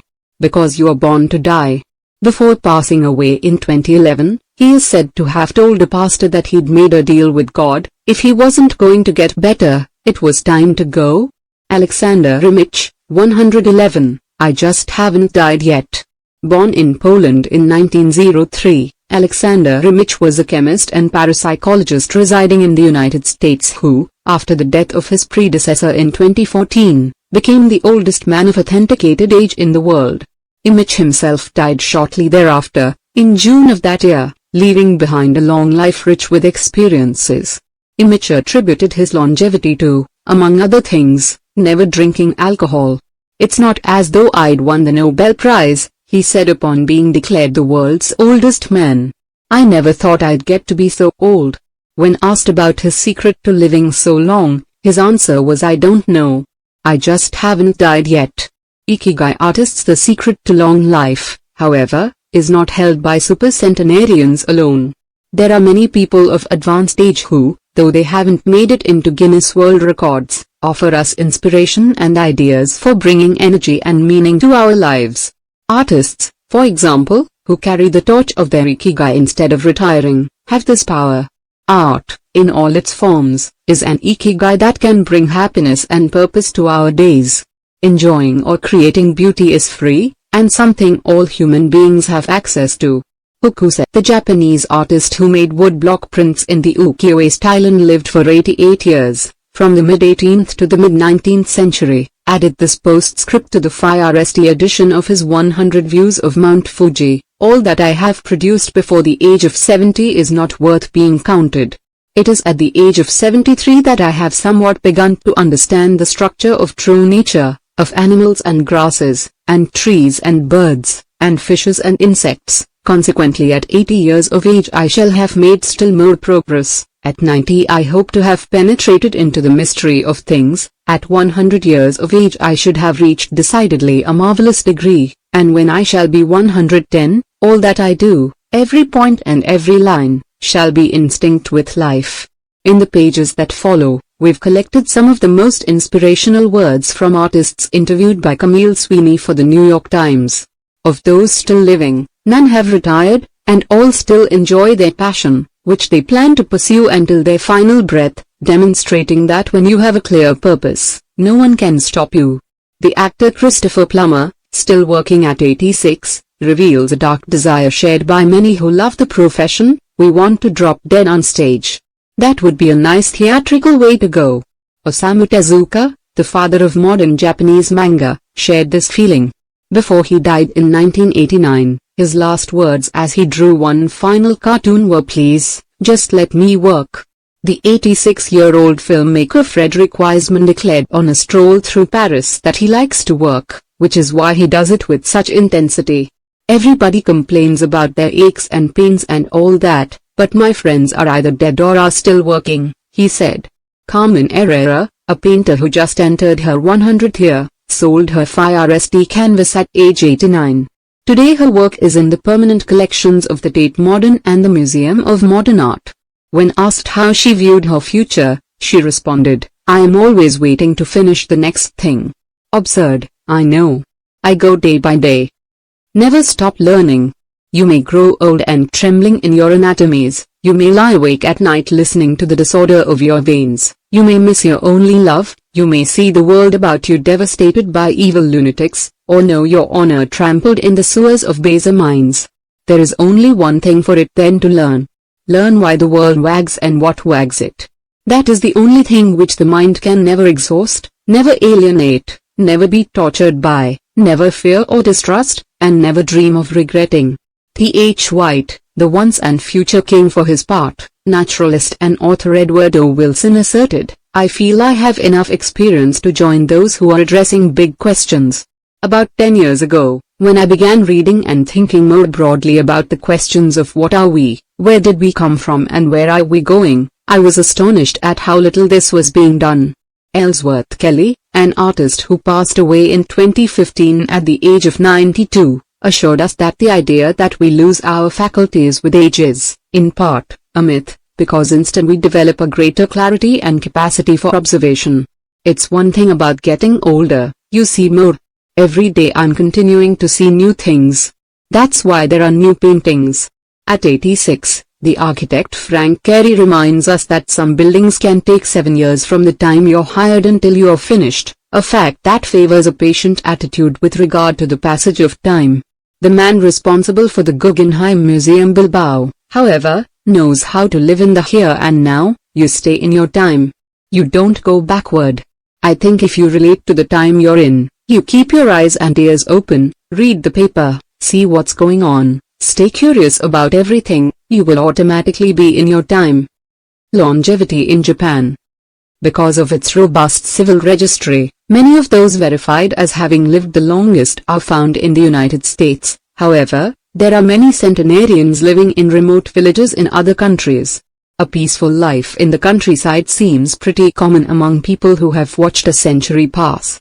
Without question, the international superstar of longevity is Japan, which has the highest life expectancy of any country in the world. In addition to a healthy diet, which we will explore in detail, and an integrated healthcare system in which people go to the doctor for regular checkups to prevent disease, longevity in Japan is closely tied to its culture, as we will see later on. The sense of community, and the fact that Japanese people make an effort to stay active until the very end, are key elements of their secret to long life. If you want to stay busy even when there's no need to work, there has to be an Ikigai on your horizon, a purpose that guides you throughout your life and pushes you to make things of beauty and utility for the community and yourself. Chapter 6. Lessons from Japan's centenarians. Traditions and proverbs for happiness and longevity. To get to Ogimi, we had to fly nearly 3 hours from Tokyo to Naha, the capital of Okinawa. Several months earlier we had contacted the town council of a place known as the Village of Longevity to explain the purpose of our trip and our intention to interview the oldest members of the community. After numerous conversations, we finally got the help we were looking for and were able to rent a house just outside the town. 1 year after starting this project, we found ourselves on the doorstep of some of the longest living people in the world. We realized right away that time seems to have stopped there, as though the entire town were living in an endless here and now. Arriving in Ogimi after 2 hours on the road from Naha, we're finally able to stop worrying about the traffic. To our left are the sea and an empty stretch of beach, to our right, the mountainous jungle of Okinawa's Yamberu forests. Once Route 58 passes Nago, where Orion beer, the pride of Okinawa, is made, it skirts the coast until it reaches Ogimi. Every now and then a few little houses and stores crop up in the narrow stretch of land between the road and the base of the mountain. We pass small clusters of houses scattered here and there as we enter the municipality of Ogimi, but the town doesn't really seem to have a center. Our GPS finally guides us to our destination, the Center for the Support and Promotion of Well-being, housed in an unattractive cinder block building right off the highway. We go in through the back door, where a man named Tera is waiting for us. Beside him is a petite, cheerful woman who introduces herself as Yuki. 2 other women immediately get up from desks and show us to a conference room. They serve us each a cup of green tea and a fuchsia kwasa, a small citrus fruit that packs a big nutritional punch, as we will see later on. Tera sits down across from us in his formal suit and opens up a large planner and a 3-ring binder. Yuki sits next to him. The binder contains a list of all the town's residents, organized by age and club, or moai. Tera points out that these groups of people who help one another are characteristic of Ogimi. The moai are not organized around any concrete objective, they function more like a family. Tera also tells us that volunteer work, rather than money, drives much of what happens in Ogimi. Everyone offers to pitch in, and the local government takes care of assigning tasks. This way, everyone can be useful and feels like a part of the community. Ogimi is the penultimate town before Cape Hado, the northernmost point of the largest island in the archipelago. From the top of one of Ogimi's mountains, we're able to look down over the whole town. Almost everything is the green of the Yamberu jungle, making us wonder where the nearly 3,200 residents are hiding. We can see a few houses, but they're scattered in little clusters near the sea or in small valleys accessible by side roads. Communal life. We're invited to eat in one of Ogimi's few restaurants, but when we arrive the only 3 tables are already reserved. Don't worry, we'll go to Tarumi instead. It never files up, says Yuki, walking back to her car. She's still driving at age 88, and takes great pride in that. Her co-pilot is 99, and has also decided to spend the day with us. We have to drive fast to keep up with them on a highway that is sometimes more dirt than asphalt. Finally reaching the other end of the jungle, we can at last sit down to eat. I don't really go to restaurants, Yuki says as we take our seats. Almost everything I eat comes from my vegetable garden, and I buy my fire sage from Tanaka, who's been my friend forever.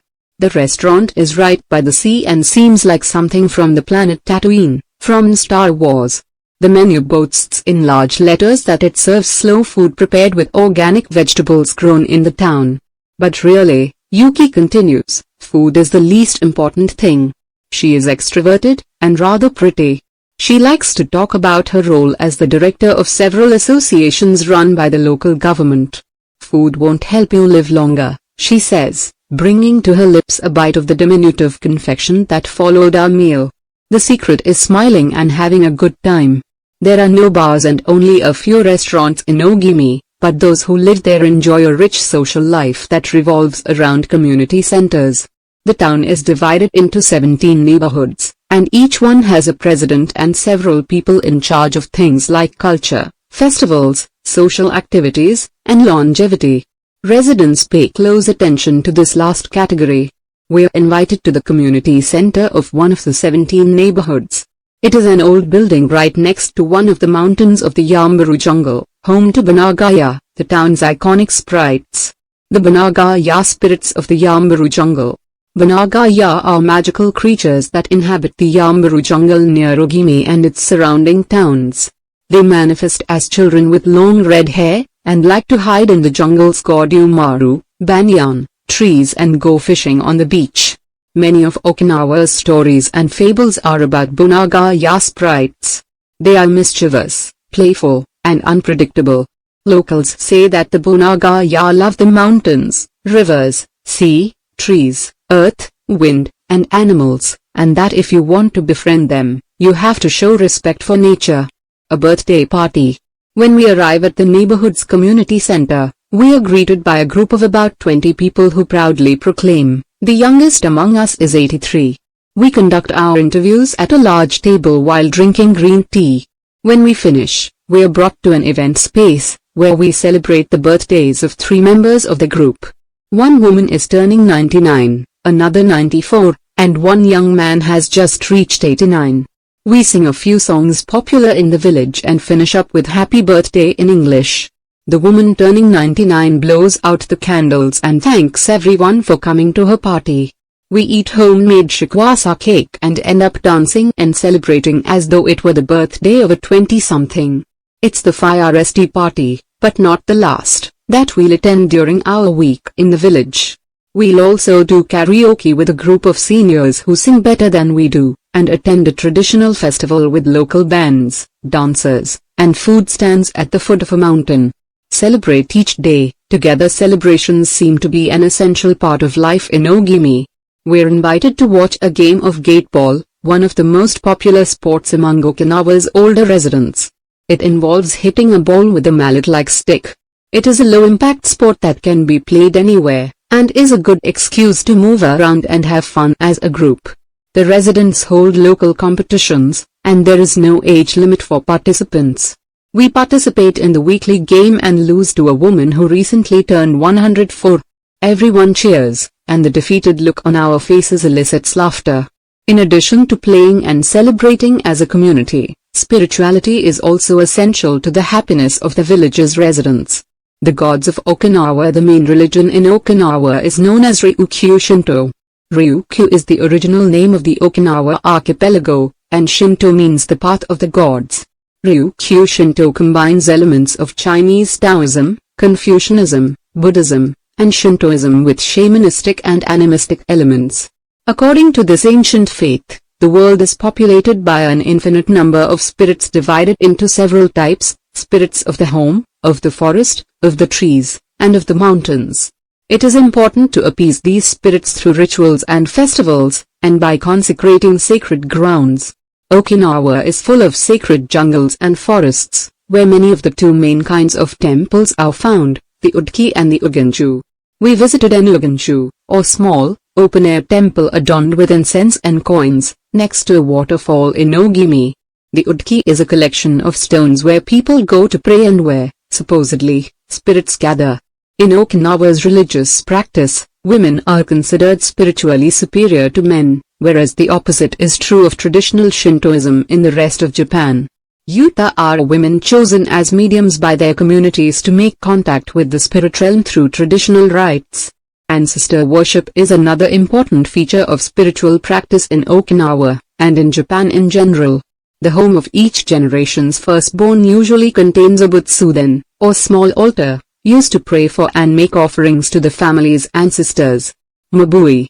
Every person has an essence, or mabui. This mabui is our spirit and the source of our life force.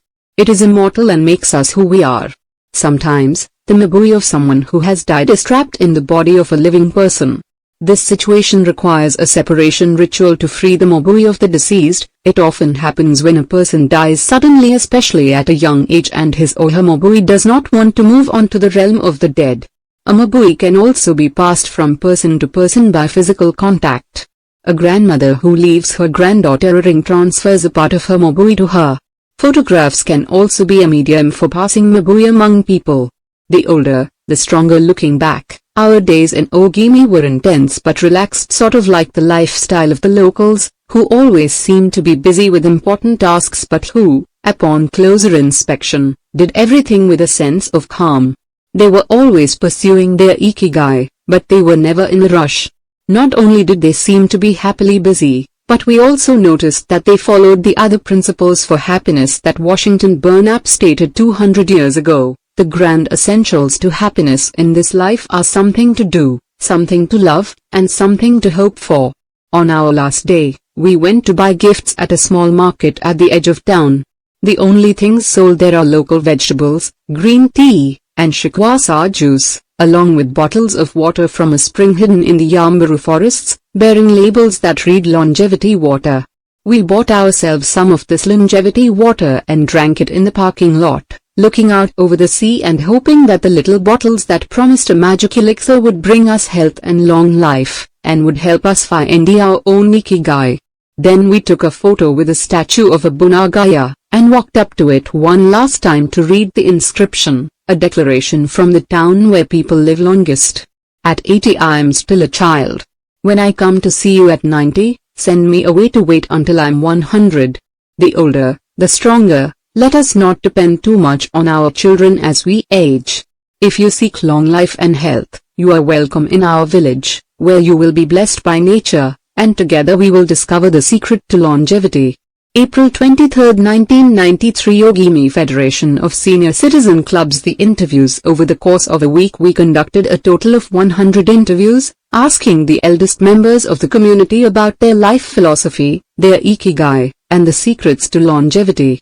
We filmed these conversations with 2 cameras for use in a little documentary, and chose a few especially meaningful and inspiring statements to include in this section of the book. 1. Don't worry. The secret to a long life is not to worry. And to keep your heart young, don't let it grow old. Open your heart to people with a nice smile on your face. If you smile and open your heart, your grandchildren and everyone else will want to see you. The best way to avoid anxiety is to go out in the street and say hello to people. I do it every day. I go out there and say, hello, and see you later. Then I go home and care for my vegetable garden. In the afternoon, I spend time with friends. Here, everyone gets along. We try not to cause problems. Spending time together and having fun is the only thing that matters. 2. Cultivate good habits. I feel joy every morning waking up at 6 and opening the curtains to look out at my garden, where I grow my own vegetables. I go right outside to check on my tomatoes, my mandarin oranges. I love the sight of them, it relaxes me. After an hour in the garden I go back inside and make breakfast. I plant my own vegetables and cook them myself. That's my Ikigai. The key to staying sharp in old age is in your fingers. From your fingers to your brain, and back again. If you keep your fingers busy, you'll live to see 100. I get up at 4 every day. I set my alarm for that time, have a cup of coffee, and do a little exercise, lifting my arms. That gives me energy for the rest of the day. I eat a bit of everything. I think that's the secret. I like variety in what I eat. I think it tastes better. Working. If you don't work, your body breaks down. When I wake up, I go to the Butsudan and light incense. You have to keep your ancestors in mind. It's the first thing I do every morning. I wake up every day at the same time, early, and spend the morning in my vegetable garden. I go dancing with my friends once a week. I do exercise every day, and every morning I go for a little walk. I never forget to do my Taiso exercises when I get up. Eating vegetables, it helps you live longer. To live a long time you need to do 3 things: exercise to stay healthy, eat well, and spend time with people. 3. Nurture your friendships. Every day getting together with my friends is my most important Ikigai. We all get together here and talk. It's very important. I always know I'll see them all here tomorrow, and that's one of my favorite things in life. My main hobby is getting together with friends and neighbors. Talking each day with the people you love, that's the secret to a long life. I say, hello, and see you later, to the children on their way to school, and wave at everyone who goes by me in their car. Drive safely. I say. Between 7:20 a.m. and 8:15 a.m., I'm outside on my feet the whole time, saying hello to people. Once everyone's gone, I go back inside, chatting and drinking tea with my neighbors. That's the best thing in life. And singing together. I wake up at 5 every morning, leave the house, and walk to the sea. Then I go to a friend's house and we have tea together. That's the secret to long life, getting together with people, and going from place to place. 4. Live an unhurried life. My secret to a long life is always saying to myself, slow down, and relax. You live much longer if you are not in a hurry. I make things with Wicca. That's my Ikigai. The first thing I do when I wake up is pray. Then I do my exercises and eat breakfast. At 7 I calmly start working on my Wicca. When I get tired at 5, I go visit my friends. Doing many different things every day. Always staying busy, but doing one thing at a time, without getting overwhelmed. The secret to long life is going to bed early, waking up early, and going for a walk. Living peacefully and enjoying the little things. Getting along with your friends. Spring, summer, fall, winter, enjoying each season, happily. 5. Be optimistic every day. I say to myself, today will be full of health and energy. Live it to the fullest. I'm 98, but consider myself young. I still have so much to do. Laugh. Laughter is the most important thing. I laugh wherever I go. I'm going to live to be 100. Of course I am. It's a huge motivation for me. Dancing and singing with your grandchildren is the best thing in life. I feel very fortunate to have been born here. I give thanks for it every day. The most important thing in Ogimi, in life, is to keep smiling. I do volunteer work to give back to the village a bit of what it has given to me. For example, I use my car to help friends get to the hospital. There's no secret to it. The trick is just to live. Keys to the Ogimi lifestyle. 100% of the people we interviewed keep a vegetable garden, and most of them also have fields of tea, mangoes, shikwasa, and so on. All belong to some form of neighborhood association, where they feel cared for as though by family. They celebrate all the time, even little things. Music, song, and dance are essential parts of daily life. They have an important purpose in life, or several. They have an Ikigai, but they don't take it too seriously. They are relaxed and enjoy all that they do. They are very proud of their traditions and local culture. They are passionate about everything they do, however insignificant it might seem. Locals have a strong sense of Yimaru, recognizing the connection between people. They help each other with everything from work in the fields, harvesting sugarcane or planting rice, to building houses and municipal projects. Our friend Miyagi, who ate dinner with us on our last night in town, told us that he was building a new home with the help of all his friends, and that we could stay there the next time we were in Ogimi. They are always busy, but they occupy themselves with tasks that allow them to relax. We didn't see a single old grandpa sitting on a bench doing nothing. They're always coming and going to sing karaoke, visit with neighbors, or play a game of gate ball. Chapter 7. The Ikigai Diet. What the world's longest living people eat and drink. According to the World Health Organization, Japan has the highest life expectancy in the world, 85 years for men and 87.3 years for women. Moreover, it has the highest ratio of centenarians in the world, more than 520 for every million people, as of September 2016. Source: World Health Organization, 1966, Japanese Ministry of Health, Labor and Welfare, 2004, U.S. Department of Health and Human Services/CDC, 2005. The above graphic, which compares life expectancy in Japan, its province Okinawa, Sweden, and the United States, shows that, while life expectancy in Japan is high overall, Okinawa exceeds the national average. Okinawa is one of the areas in Japan that were most affected by World War II.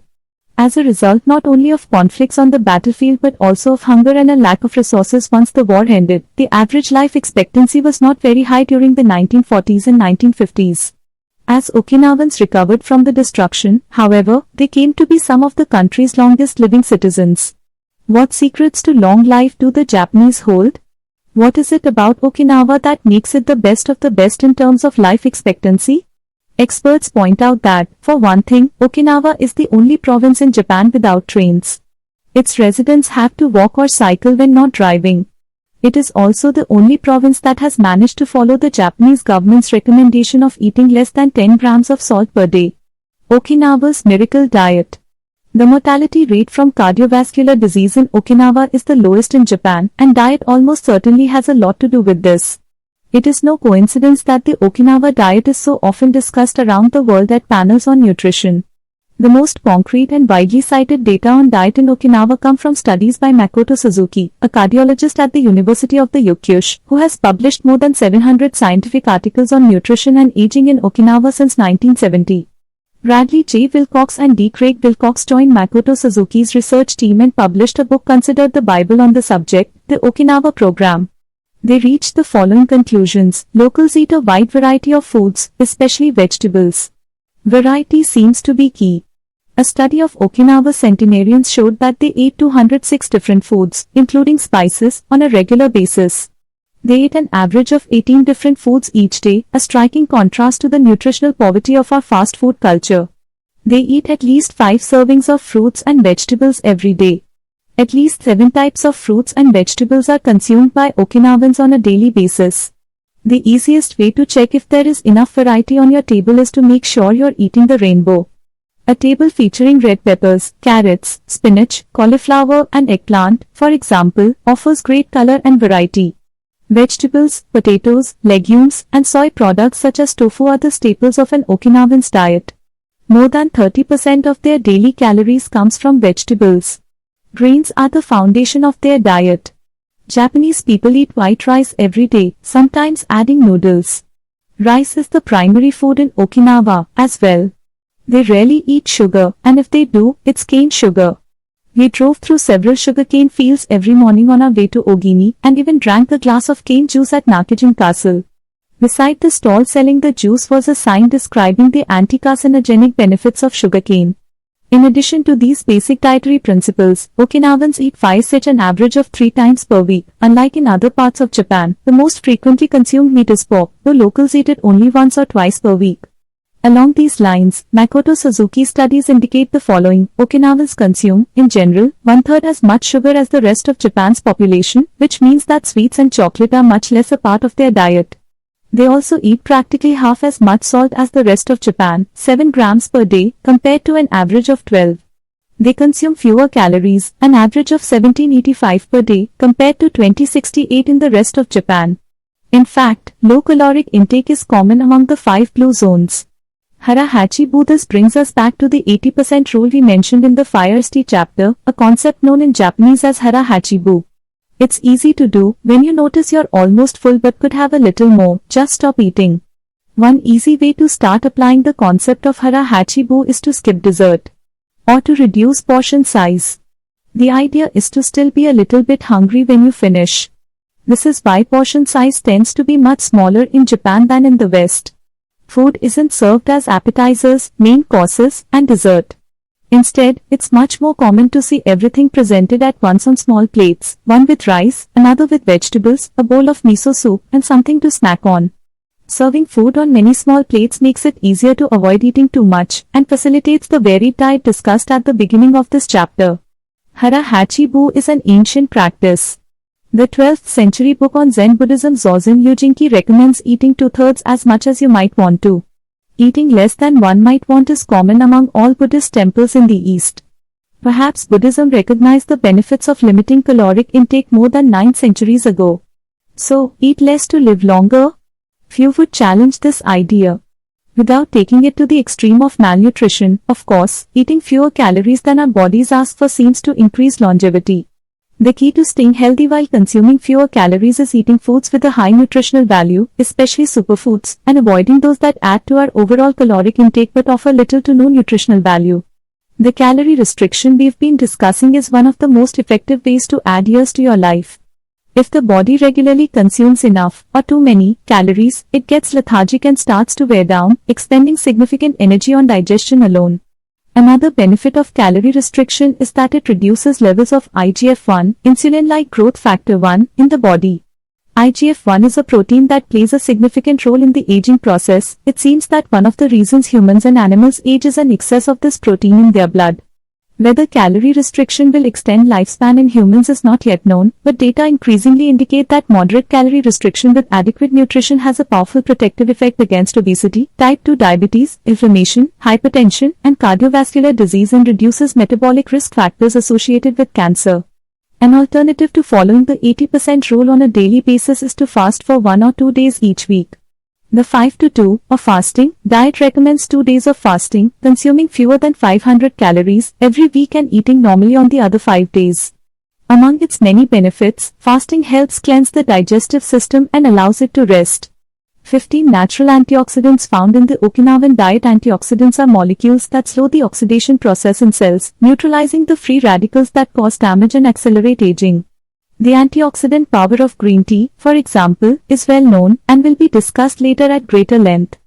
Because they are rich in antioxidants and are eaten nearly every day in the region, these 15 foods are considered keys to Okinawan vitality: tofu, miso, tuna, carrots, goya, bitter melon, kombu, sea kelp, cabbage, nori, seaweed, onion, soy, sprouts, hechima, cucumber like gourd, soybeans, boiled or raw, sweet potato, peppers, sunbean cha, jasmine tea, sunbean cha, the reigning infusion in Okinawa. Okinawans drink more sunbean cha, mix of green tea and jasmine flowers, than any other kind of tea. The closest approximation in the West would be the jasmine tea that usually comes from China. A 1988 study conducted by Hiroko Sho at the Okinawa Institute of Science and Technology indicates that jasmine tea reduces blood cholesterol levels. Sunbean cha can be found in many different forms in Okinawa and is even available in vending machines. In addition to all the antioxidant benefits of green tea, it boasts the benefits of jasmine, which include reducing the risk of heart attack, strengthening the immune system, helping relieve stress, lowering cholesterol. Okinawans drink an average of 3 cups of sunbean cha every day. It might be hard to find exactly the same blend in the West, but we can drink jasmine tea, or even a high-quality green tea, instead. The secrets of green tea. Green tea has been credited for centuries with significant medicinal properties. Recent studies have confirmed its many benefits and have attested to the importance of this ancient plant in the longevity of those who drink it often. Originally from China, where it has been consumed for millennia, green tea didn't make its way to the rest of the world until just a few centuries ago. Unlike other teas, and as a result of being air-dried without fermentation, it retains its active elements even after being dried and crumbled. It offers meaningful health benefits such as controlling cholesterol, lowering blood sugar levels, improving circulation, protection against the flu, vitamin C, promoting bone health, fluoride, protection against certain bacterial infections, protection against UV damage, cleansing and diuretic effects. White tea, with its high concentration of polyphenols, may be even more effective against aging. In fact, it is considered to be the natural product with the greatest antioxidant power in the world, to the extent that 1 cup of white tea might pack the same punch as about a dozen glasses of orange juice. In summary, drinking green or white tea every day can help us reduce the free radicals in our bodies, keeping us young longer. The powerful shikuvasa. Shikuvasa is the citrus fruit par excellence of Okinawa, and Ogimi is its largest producer in all of Japan. The fruit is extremely acidic. It is impossible to drink shikuvasa juice without diluting it first with water. Its taste is somewhere between that of a lime and a mandarin orange, to which it bears a family resemblance. Shikuvasas also contain high levels of nobiletin, a flavonoid rich in antioxidants. All citrus fruits, grapefruits, oranges, lemons are high in nobiletin, but Okinawa's shikuvasas have 40 times as much as oranges. Consuming nobiletin has been proven to protect us from arteriosclerosis, cancer, type 2 diabetes, and obesity in general. Shikuvasas also contain vitamin C and B1, beta-carotene, and minerals. They are used in many traditional dishes and to add flavor to food, and are squeezed to make juice. While conducting research at the birthday parties of the town's grandparents, we were served shikuvasa cake. The antioxidant canon for Westerners. In 2010, the UK's Daily Mirror published a list of foods recommended by experts to combat aging. Among these foods readily available in the West are vegetables such as broccoli and chard, for their high concentration of water, minerals, and fiber, oily fish such as salmon, mackerel, tuna, and sardines, for all the antioxidants in their fat, fruits such as citrus, strawberries, and apricots. They are an excellent source of vitamins and help eliminate toxins from the body. Berries such as blueberries and goji berries. They are rich in phytochemical antioxidants. Dried fruits, which contain vitamins and antioxidants, and give you energy. Grains such as oats and wheat, which give you energy and contain minerals. Olive oil, for its antioxidant effects that show in your skin. Red wine, in moderation, for its antioxidant and vasodilatory properties. Foods that should be eliminated are refined sugar and grains, processed baked goods, and prepared foods, along with cow's milk and all its derivatives. Following this diet will help you feel younger and slow the process of premature aging. Chapter 8. Gentle movements, longer life. Exercises from the East that promote health and longevity. Studies from the Blue Zone suggest that the people who live longest are not the ones who do the most exercise but rather the ones who move the most. When we visited Ogimi, the village of longevity, we discovered that even people over 80 and 90 years old are still highly active. They don't stay at home looking out the window or reading the newspaper. Ogimi's residents walk a lot, do karaoke with their neighbors, get up early in the morning, and, as soon as they've had breakfast or even before, head outside to weed their gardens. They don't go to the gym or exercise intensely, but they almost never stop moving in the course of their daily routines. As easy as getting out of your chair. Metabolism slows down 90% after 30 minutes of sitting. The enzymes that move the bad fat from your arteries to your muscles, where it can get burned off, slow down. And after 2 hours, good cholesterol drops 20%. Just getting up for 5 minutes is going to get things going again. These things are so simple they're almost stupid, says Gavin Bradley in a 2015 interview with Bridget Schult for the Washington Post.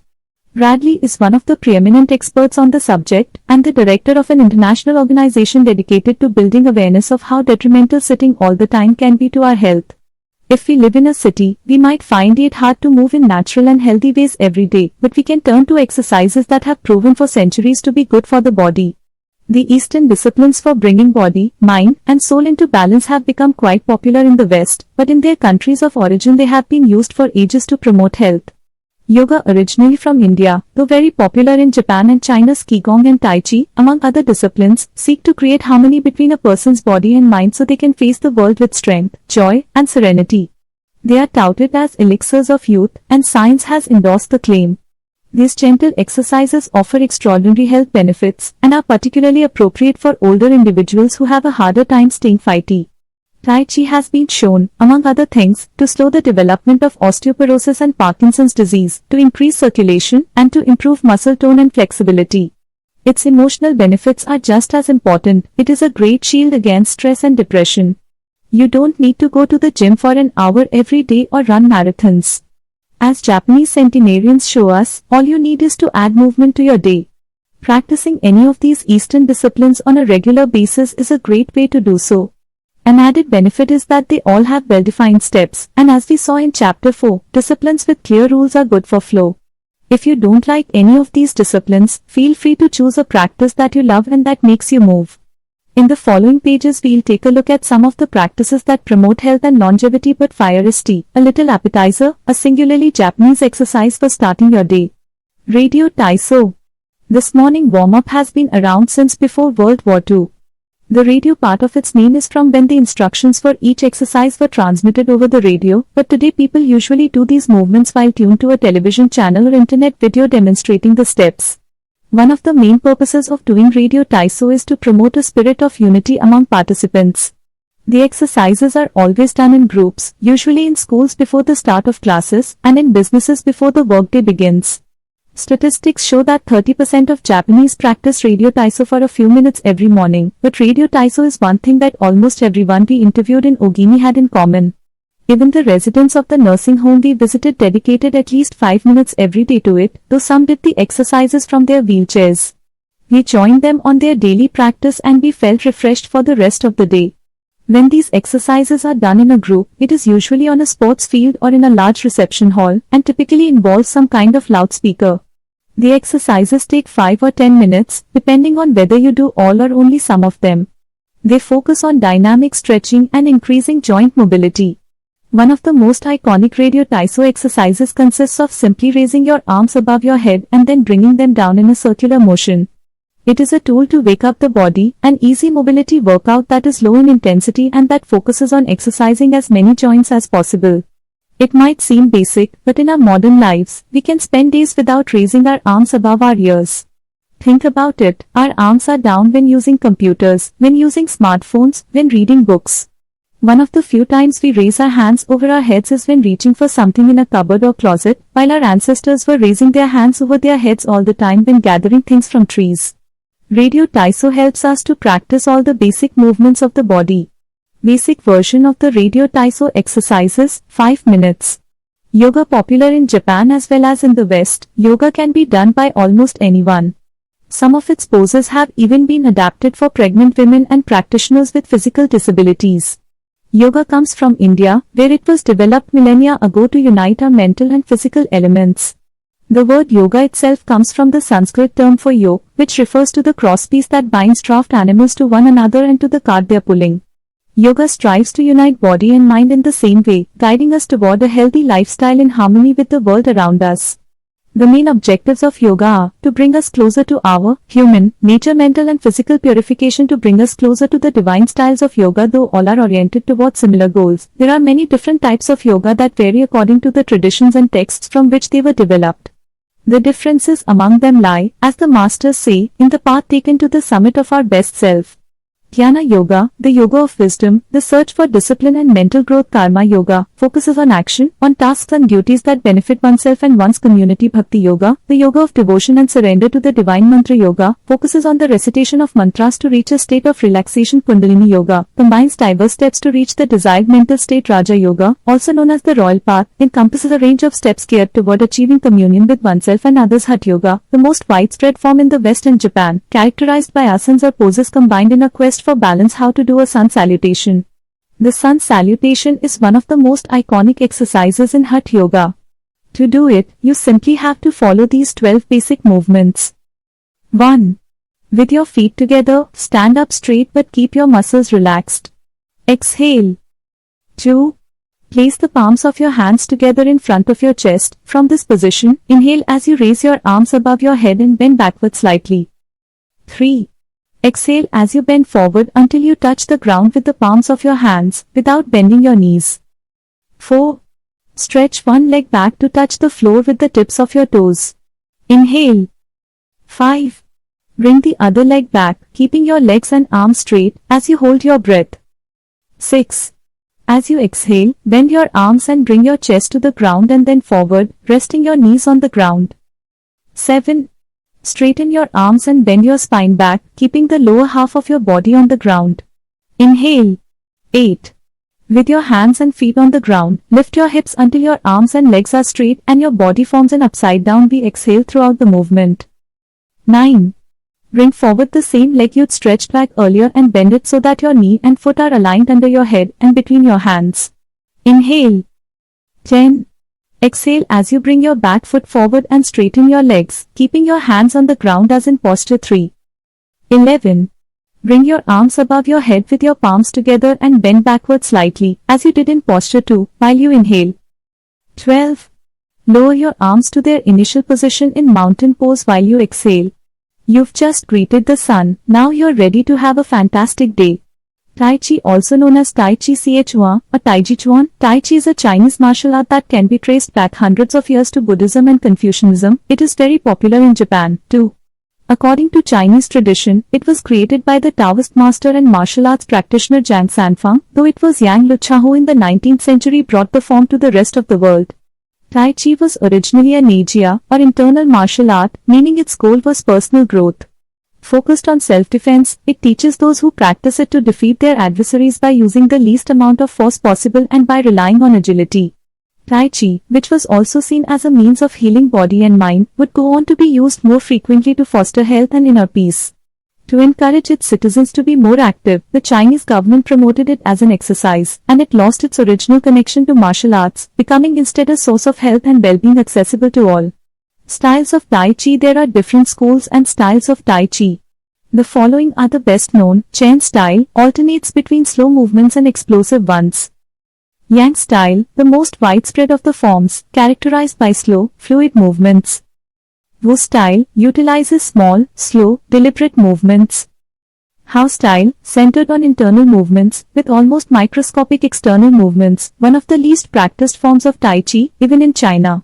Despite their differences, these styles all have the same objectives. 1. To control movement through stillness. 2. To overcome force through finesse. 3. To move second and arrive via resti. 4. To know yourself and your opponent. The 10 basic principles of Tai Chi. According to the master Yang Chengfu, the correct practice of Tai Chi follows 10 basic principles. 1. Elevate the crown of your head and focus all your energy there. 2. Tighten your chest and expand your back to lighten your lower body. 3. Relax your waist and let it guide your body. 4. Learn to differentiate between heaviness and lightness, knowing how your weight is distributed. 5.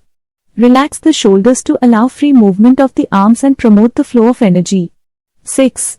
Value the agility of the mind over the strength of the body. 7. Unify the upper and lower body so they act in concert. 8. Unify the internal and the external to synchronize mind, body, and breath. 9. Do not break the flow of your movement, maintain fluidity and harmony. 10. Look for stillness in movement. An active body leads to a calm mind. Imitating clouds. One of the best-known movements in Tai Chi consists of following the form of clouds in an exercise called wave hands like clouds. Here are the steps. 1. Extend your arms in front of you with your palms down. 2. Turn your palms to face in, as though you were hugging a tree trunk. 3. Open your arms out to the side. 4. Bring the left arm up and center, and the right arm down and center. 5. Trace the shape of a ball in front of your body. 6. Turn your left palm toward your face. 7. Shift your weight to your left foot and pivot from your hip toward that side, while your eyes follow the movement of your hand. 8. Bring your left hand to your waist and your right hand in front of your face. 9.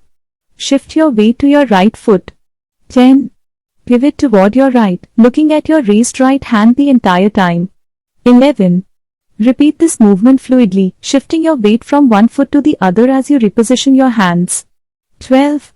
Stretch your arms out in front of you again and bring them down slowly, returning to your initial position. Qigong, also known as Qigong, its name combines Qi, life force, or energy, and Gong, work, indicating that the form works with the individual's life force. Though relatively modern, especially under its current name, the art of Qigong is based on the Tao Yin, an ancient art meant to foster mental and physical well-being. The practice began to appear in reports on training and martial arts at the beginning of the 20th century, and by the 1930s was being used in hospitals. The Chinese government later popularized it, as it had done with Tai Chi. Qigong involves static and dynamic physical exercises that stimulate respiration in a standing, seated, or reclined position. There are many different styles of Qigong, but all of them seek to strengthen and regenerate Qi. Though its movements are typically gentle, the practice is intense. Benefits of Qigong. According to numerous international scientific studies, Qigong, like Tai Chi and yoga, offers significant health benefits. The following stand out among those proven through scientific research, as observed by Dr. Kenneth M. Sancier of San Francisco's Qigong Institute in his article Medical Applications of Qigong. 3. Modification of brainwaves, improved balance of sex hormones, lower mortality rate from heart attacks, lower blood pressure in patients with hypertension, greater bone density, better circulation, deceleration of symptoms associated with senility, greater balance and efficiency of bodily functions, increased blood flow to the brain and greater mind-body connection, improved cardiac function, reduction in the secondary effects of cancer treatments. Practicing these arts not only keeps us in shape, it also helps extend our lives. Methods for practicing Qigong. In order to practice Qigong correctly, we should remember that our life energy flows through our whole body. We should know how to regulate its many parts. 1. Tiao Shen, regulating the body. By adopting the correct posture, it is important to be firmly rooted to the ground. 2. Tiao Shi, regulating the breath until it is calm, steady, and peaceful. 3. Tiao Xing, regulating the mind, the most complicated part, as it implies emptying the mind of thoughts. 4. Tiao Qi, regulating the life force through the regulation of the 3 prior elements so that it flows naturally. 5. Tiao Shen, regulating the spirit. The spirit is both strength and root in battle, as Yang Chuing Ming explains in the essence of Taiji Qigong. In this way, the whole organism will be prepared to work together toward a single goal. The 5 elements of Qigong. One of Qigong's best-known exercises is a series representing the 5 elements: earth, water, wood, metal, and fire. This series of movements seeks to balance the 5 currents of energy in order to improve brain and organ function. There are several ways to do these movements. In this case, we are following the model of Professor Maria Isabel García Monreal from the Qigong Institute in Barcelona. Earth. 1. Stand with your legs apart and your feet directly below your shoulders. 2. Turn your feet outward slightly to strengthen the posture. 3. Keep your shoulders relaxed and down and your arms loose at your sides, slightly away from your body. This is the Wu Qi, a rooted posture. 4. As you inhale, raise your arms in front of you until your hands are level with your shoulders, your palms facing down. 5. Exhale as you bend your knees and bring your arms down until your hands are level with your stomach, your palms facing in. 6. Hold this position for a few seconds, focusing on your breath. Water. 1. Starting from earth posture, bend your knees into a squat, keeping your chest upright and exhaling throughout. 2. Press your coccyx downward to stretch your lumbar spine. 3. As you inhale, stand to return to earth posture. 4. Repeat twice, for a total of 3. Wood. 1.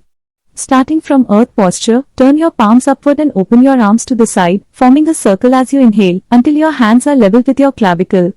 Turn your hands so that your palms and elbows point downward, while keeping your shoulders relaxed. 2. Reverse the movement as you exhale, making a downward circle with your arms until you reach your initial position. 3. Repeat twice, for a total of 3. Metal. 1. Starting from earth posture, raise your arms until your hands are level with your sternum. 2. Turn your palms toward each other, about 4 inches apart, with your fingers relaxed and slightly separated, pointing upward. 3. As you inhale, move your hands away from each other until they are shoulder width apart. 4. As you exhale, bring your hands toward each other until they are back in position 2. 5. Repeat twice, for a total of 3, observing the concentration of energy as you bring your hands together in front of your lungs. Fire. 1. Starting from earth posture, bring your hands level with your heart as you inhale, with one hand slightly above the other and your palms facing each other. 2. Rotate your hands to feel the energy of your heart. 3. Turn from your waist gently to the left, keeping your torso relaxed and your forearms parallel to the ground. 4. With your palms still facing each other, separate your hands, bringing one up until it is level with your shoulder and the other down in front of your abdomen. 5. Turn from your waist gently to the right, keeping your torso relaxed and your forearms parallel to the ground. 6. As you exhale, let your hands come back together in front of your heart. 7. With your palms still facing each other, separate your hands, bringing one up until it is level with your shoulder and the other down in front of your abdomen. Completing this series 1. Starting from earth posture, inhale as you bring your hands level with your shoulders, palms facing down. 2. As you exhale, lower your arms to rest at your sides, returning to the initial Wu Qi posture. Shiatsu created in Japan in the early 20th century, principally for the treatment of arthritis, Shiatsu also works on energy flow through the application of pressure with the thumbs and the palms of the hands. In combination with stretching and breathing exercises, it seeks to create equilibrium among the different elements of the body. It is not important that a Tao Yin have a name, is imitating something, or is engraved in jade. What is important is the technique and the essence of what is really practiced. stretching and contracting, bending and lifting of the head, stepping, lying down, resting or standing, walking or stepping slowly, screaming or breathing, everything can be a Tao Yin. Ji Hong. Breathe better, live longer. The book Yujin Shishu, known in the West as 10 Books on the Cultivation of Perfection, dates back to the 13th century and is a compendium of materials from diverse sources on developing the mind and body. It quotes, among others, the celebrated Chinese doctor and essayist Sun Simiao, who lived during the 6th century. Sun Simiao was a proponent of a technique called the 6 healing sounds, which involves the coordination of movement, breathing, and pronouncing sounds with the purpose of bringing our souls to a place of calm.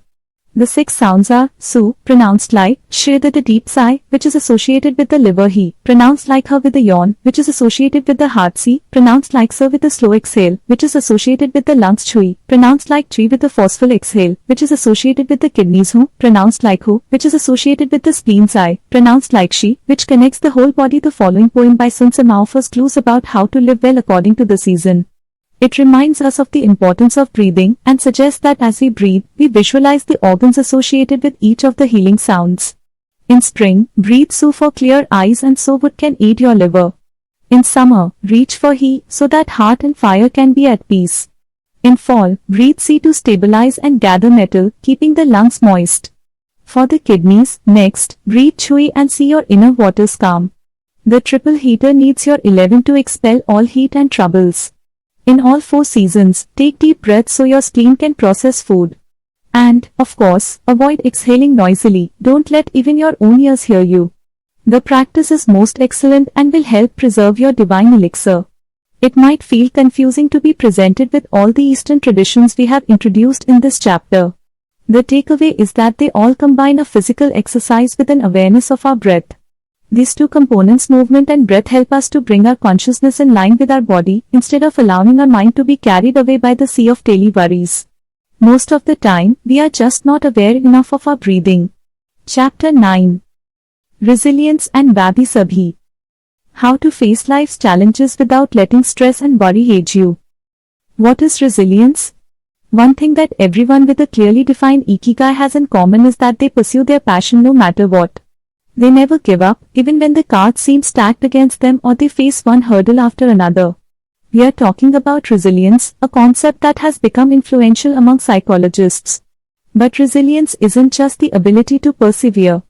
As we'll see in this chapter, it is also an outlook we can cultivate to stay focused on the important things in life rather than what is most urgent, and to keep ourselves from being carried away by negative emotions. In the final section of the chapter, we'll explore techniques that go beyond resilience to cultivate anti-fragility. Sooner or later, we all have to face difficult moments, and the way we do this can make a huge difference to our quality of life.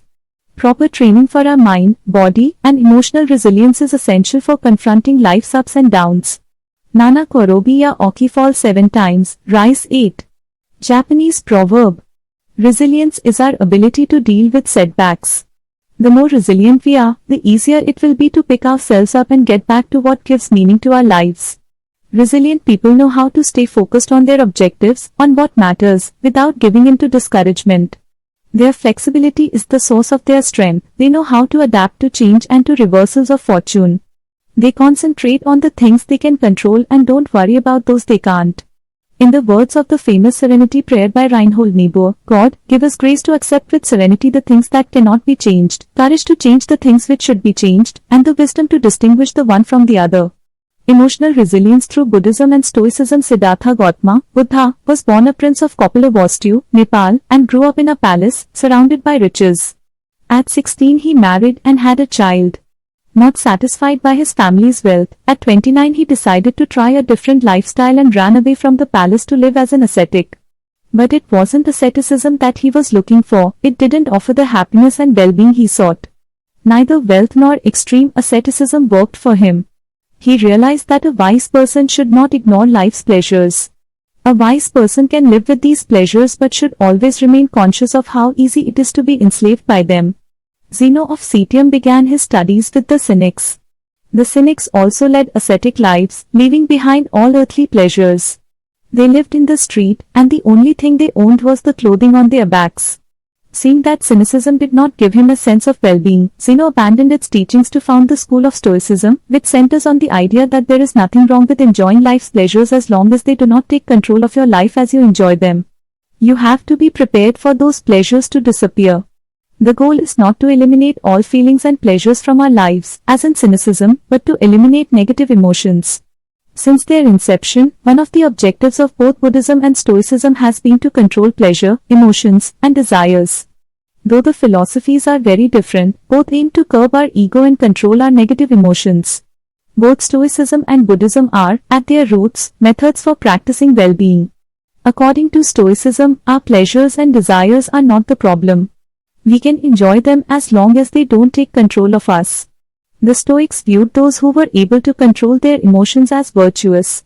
What's the worst thing that could happen? We finally land our dream job, but after a little while we are already hunting for a better one. We win the lottery and buy a nice car but then decide we can't live without a sailboat. We finally win the heart of the man or woman we've been pining for and suddenly finally we have a wandering eye. People can be insatiable. The Stoics believed that these kinds of desires and ambitions are not worth pursuing. The objective of the virtuous person is to reach a state of tranquility, apatheia, the absence of negative feelings such as anxiety, fear, shame, vanity, and anger, and the presence of positive feelings such as happiness, love, serenity, and gratitude. In order to keep their minds virtuous, the Stoics practiced something like negative visualization. They imagined the worst thing that could happen in order to be prepared if certain privileges and pleasures were taken from them. To practice negative visualization, we have to reflect on negative events, but without worrying about them. Seneca, one of the richest men in ancient Rome, lived a life of luxury but was, nonetheless, an active Stoic. He recommended practicing negative visualization every night before falling asleep. In fact, he not only imagined these negative situations, he actually put them into practice, for example, by living for a week without servants, or the food and drink he was used to as a wealthy man. As a result, he was able to answer the question, what's the worst thing that could happen? Meditating for healthier emotions in addition to negative visualization and not giving in to negative emotions. Another central tenet of Stoicism is knowing what we can control and what we can't, as we see in the Serenity Prayer. Worrying about things that are beyond our control accomplishes nothing. We should have a clear sense of what we can change and what we can't, which in turn will allow us to resist giving in to negative emotions. In the words of Epictetus, it's not what happens to you, but how you react that matters. One in Zen Buddhism, meditation is a way to become aware of our desires and emotions and thereby free ourselves from them. It is not simply a question of keeping the mind free of thoughts but instead involves observing our thoughts and emotions as they appear, without getting carried away by them. In this way, we train our minds not to get swept up in anger, jealousy, or resentment. One of the most commonly used mantras in Buddhism focuses on controlling negative emotions. Om Mani Padme Hum, in which Om is the generosity that purifies the ego, Ma is the ethics that purifies jealousy, Ni is the patience that purifies passion and desire, Pad is the precision that purifies bias, Me is the surrender that purifies greed, and Hum is the wisdom that purifies hatred. The here and now, and the impermanence of things. Another key to cultivating resilience is knowing in which time to live. Both Buddhism and Stoicism remind us that the present is all that exists, and it is the only thing we can control. Instead of worrying about the past or the future, we should appreciate things just as they are in the moment, in the now. The only moment in which you can be truly alive is the present moment, observes the Buddhist monk Thich Nhat Hanh. In addition to living in the here and now, the Stoics recommend reflecting on the impermanence of the things around us. The Roman Emperor Marcus Aurelius said that the things we love are like the leaves of a tree, they can fall at any moment with a gust of wind. He also said that changes in the world around us are not accidental but rather form part of the essence of the universe, a rather Buddhist notion. In fact, we should never forget that everything we have and all the people we love will disappear at some point. This is something we should keep in mind, but without giving in to pessimism. Being aware of the impermanence of things does not have to make us sad. It should help us love the present moment and those who surround us. All things human are short-lived and perishable, Seneca tells us. The temporary, ephemeral, and impermanent nature of the world is central to every Buddhist discipline. Keeping this always in mind helps us avoid excessive pain in times of loss. Wabi Sabi and Ichigo Ichi-e.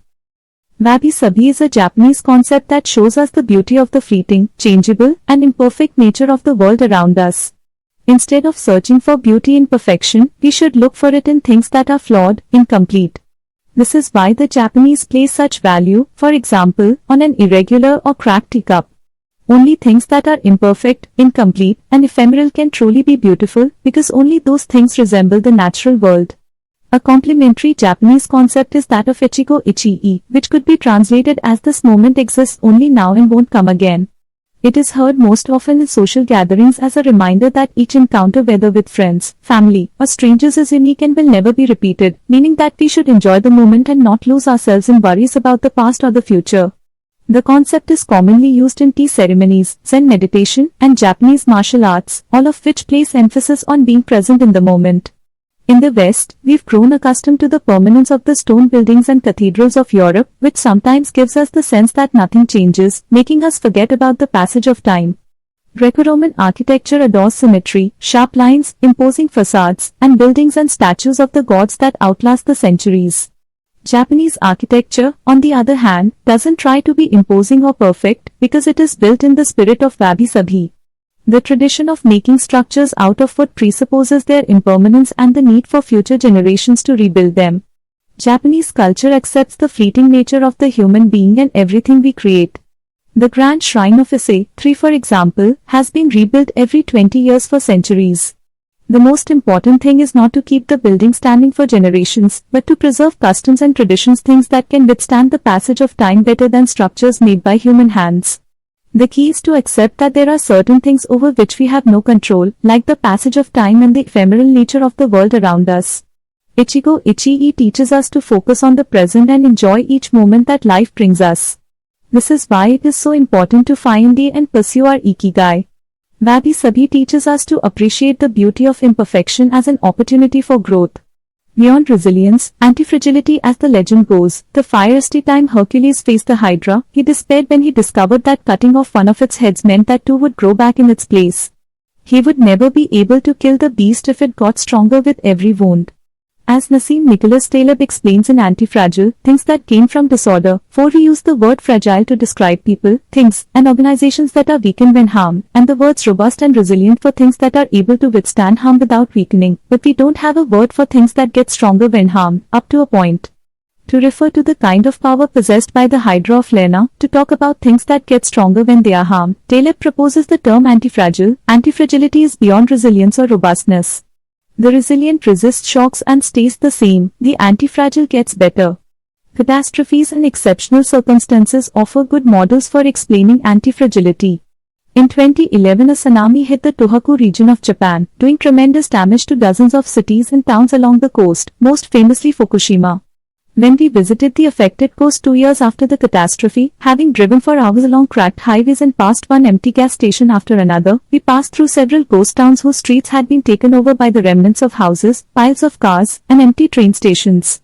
These towns were fragile spaces that had been forgotten by the government and could not recover on their own. Other places, such as Ishinomaki and Kasanuma, suffered extensive damage but were rebuilt within a few years, thanks to the efforts of many. Ishinomaki and Kasanuma showed how resilient they were in their ability to return to normal after the catastrophe. The earthquake that caused the tsunami also affected the Fukushima nuclear power plant. The Tokyo Electric Power Company engineers working at the plant were not prepared to recover from that kind of damage. The Fukushima nuclear facility is still in a state of emergency and will be for decades to come. It demonstrated its fragility in the face of an unprecedented catastrophe. The Japanese financial markets closed minutes after the earthquake. Which businesses did the best in the aftermath? Stock in big construction companies has been steadily on the rise since 2011. The need to rebuild the entire coast of Tohoku is a boon for construction. In this case, Japanese construction companies are anti-fragile since they benefited enormously from the catastrophe. Now let's take a look at how we can apply this concept to our daily lives. How can we be more anti-fragile? Step 1. Create redundancies. Instead of having a single salary, try to find your way to make money from your hobbies, at other jobs, or by starting your own business. If you have only one salary, you might be left with nothing should your employer run into trouble, leaving you in a position of fragility. On the other hand, if you have several options and you lose your primary job, it might just happen that you end up dedicating more time to your secondary job and maybe even make more money at it. You would have beaten that stroke of bad luck and would be, in that case, anti-fragile. 100% of the seniors we interviewed in Ogini had a primary and a secondary occupation. Most of them kept a vegetable garden as a secondary job and sold their produce at the local market. The same idea goes for friendships and personal interests. It's just a matter, as the saying goes, of not putting all your eggs in one basket. In the sphere of romantic relationships, there are those who focus all their energy on their partner and make him or her their whole world. Those people lose everything if the relationship doesn't work out, whereas if they've cultivated strong friendships and a full life along the way, they'll be in a better position to move on at the end of a relationship. They'll be anti-fragile. Right now you might be thinking, I don't need more than one salary and I'm happy with the friends I've always had. Why should I add anything new? It might seem like a waste of time to add variation to our lives because extraordinary things don't ordinarily happen. We slip into a comfort zone. But the unexpected always happens, sooner or later. Step 2. Bet conservatively in certain areas and take many small risks in others. The world of finance turns out to be very useful in explaining this concept. If you have $10,000 saved up, you might put $9,000 of that into an index fund or fixed term deposit and invest the remaining $1,000 in 10 startups with huge growth potential, say $100 in each. One possible scenario is that 3 of the companies fail, you lose $300, the value of 3 other companies goes down, you lose another $100 or $200, the value of 3 goes up, you make $100 or $200, and the value of one of the startups increases 20-fold, you make nearly $2,000, or maybe even more. You still make money, even if 3 of the businesses go completely belly up. You've benefited from the damage, just like the Hydra. The key to becoming anti-fragile is taking on small risks that might lead to great reward, without exposing ourselves to dangers that might sink us, such as investing $10,000 in a fund of questionable reputation that we saw advertised in the newspaper. Step 3. Get rid of the things that make you fragile. We are taking the negative route for this exercise. Ask yourself, what makes me fragile? Certain people, things, and habits generate losses for us and make us vulnerable. Who and what are they? When we make our New Year's resolutions, we tend to emphasize adding new challenges to our lives. It's great to have this kind of objective, but setting good riddance goals can have an even bigger impact.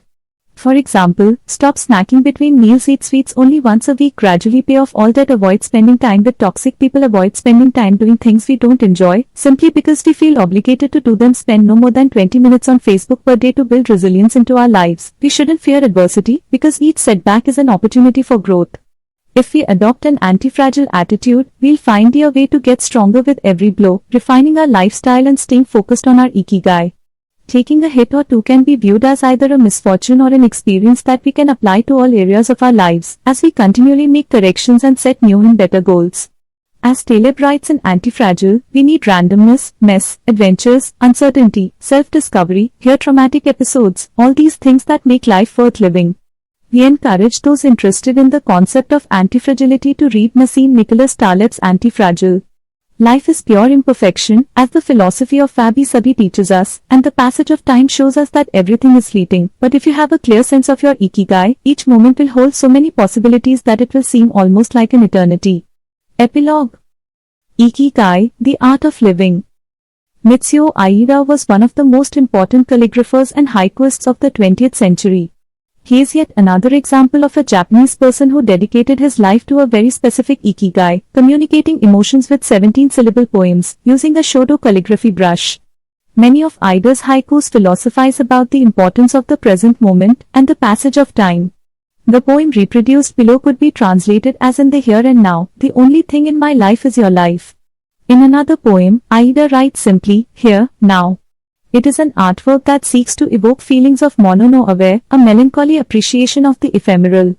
The following poem touches on one of the secrets of bringing Ikigai into our lives. Happiness is always determined by your heart. This last one, also by Aida, means keep going, don't change your path.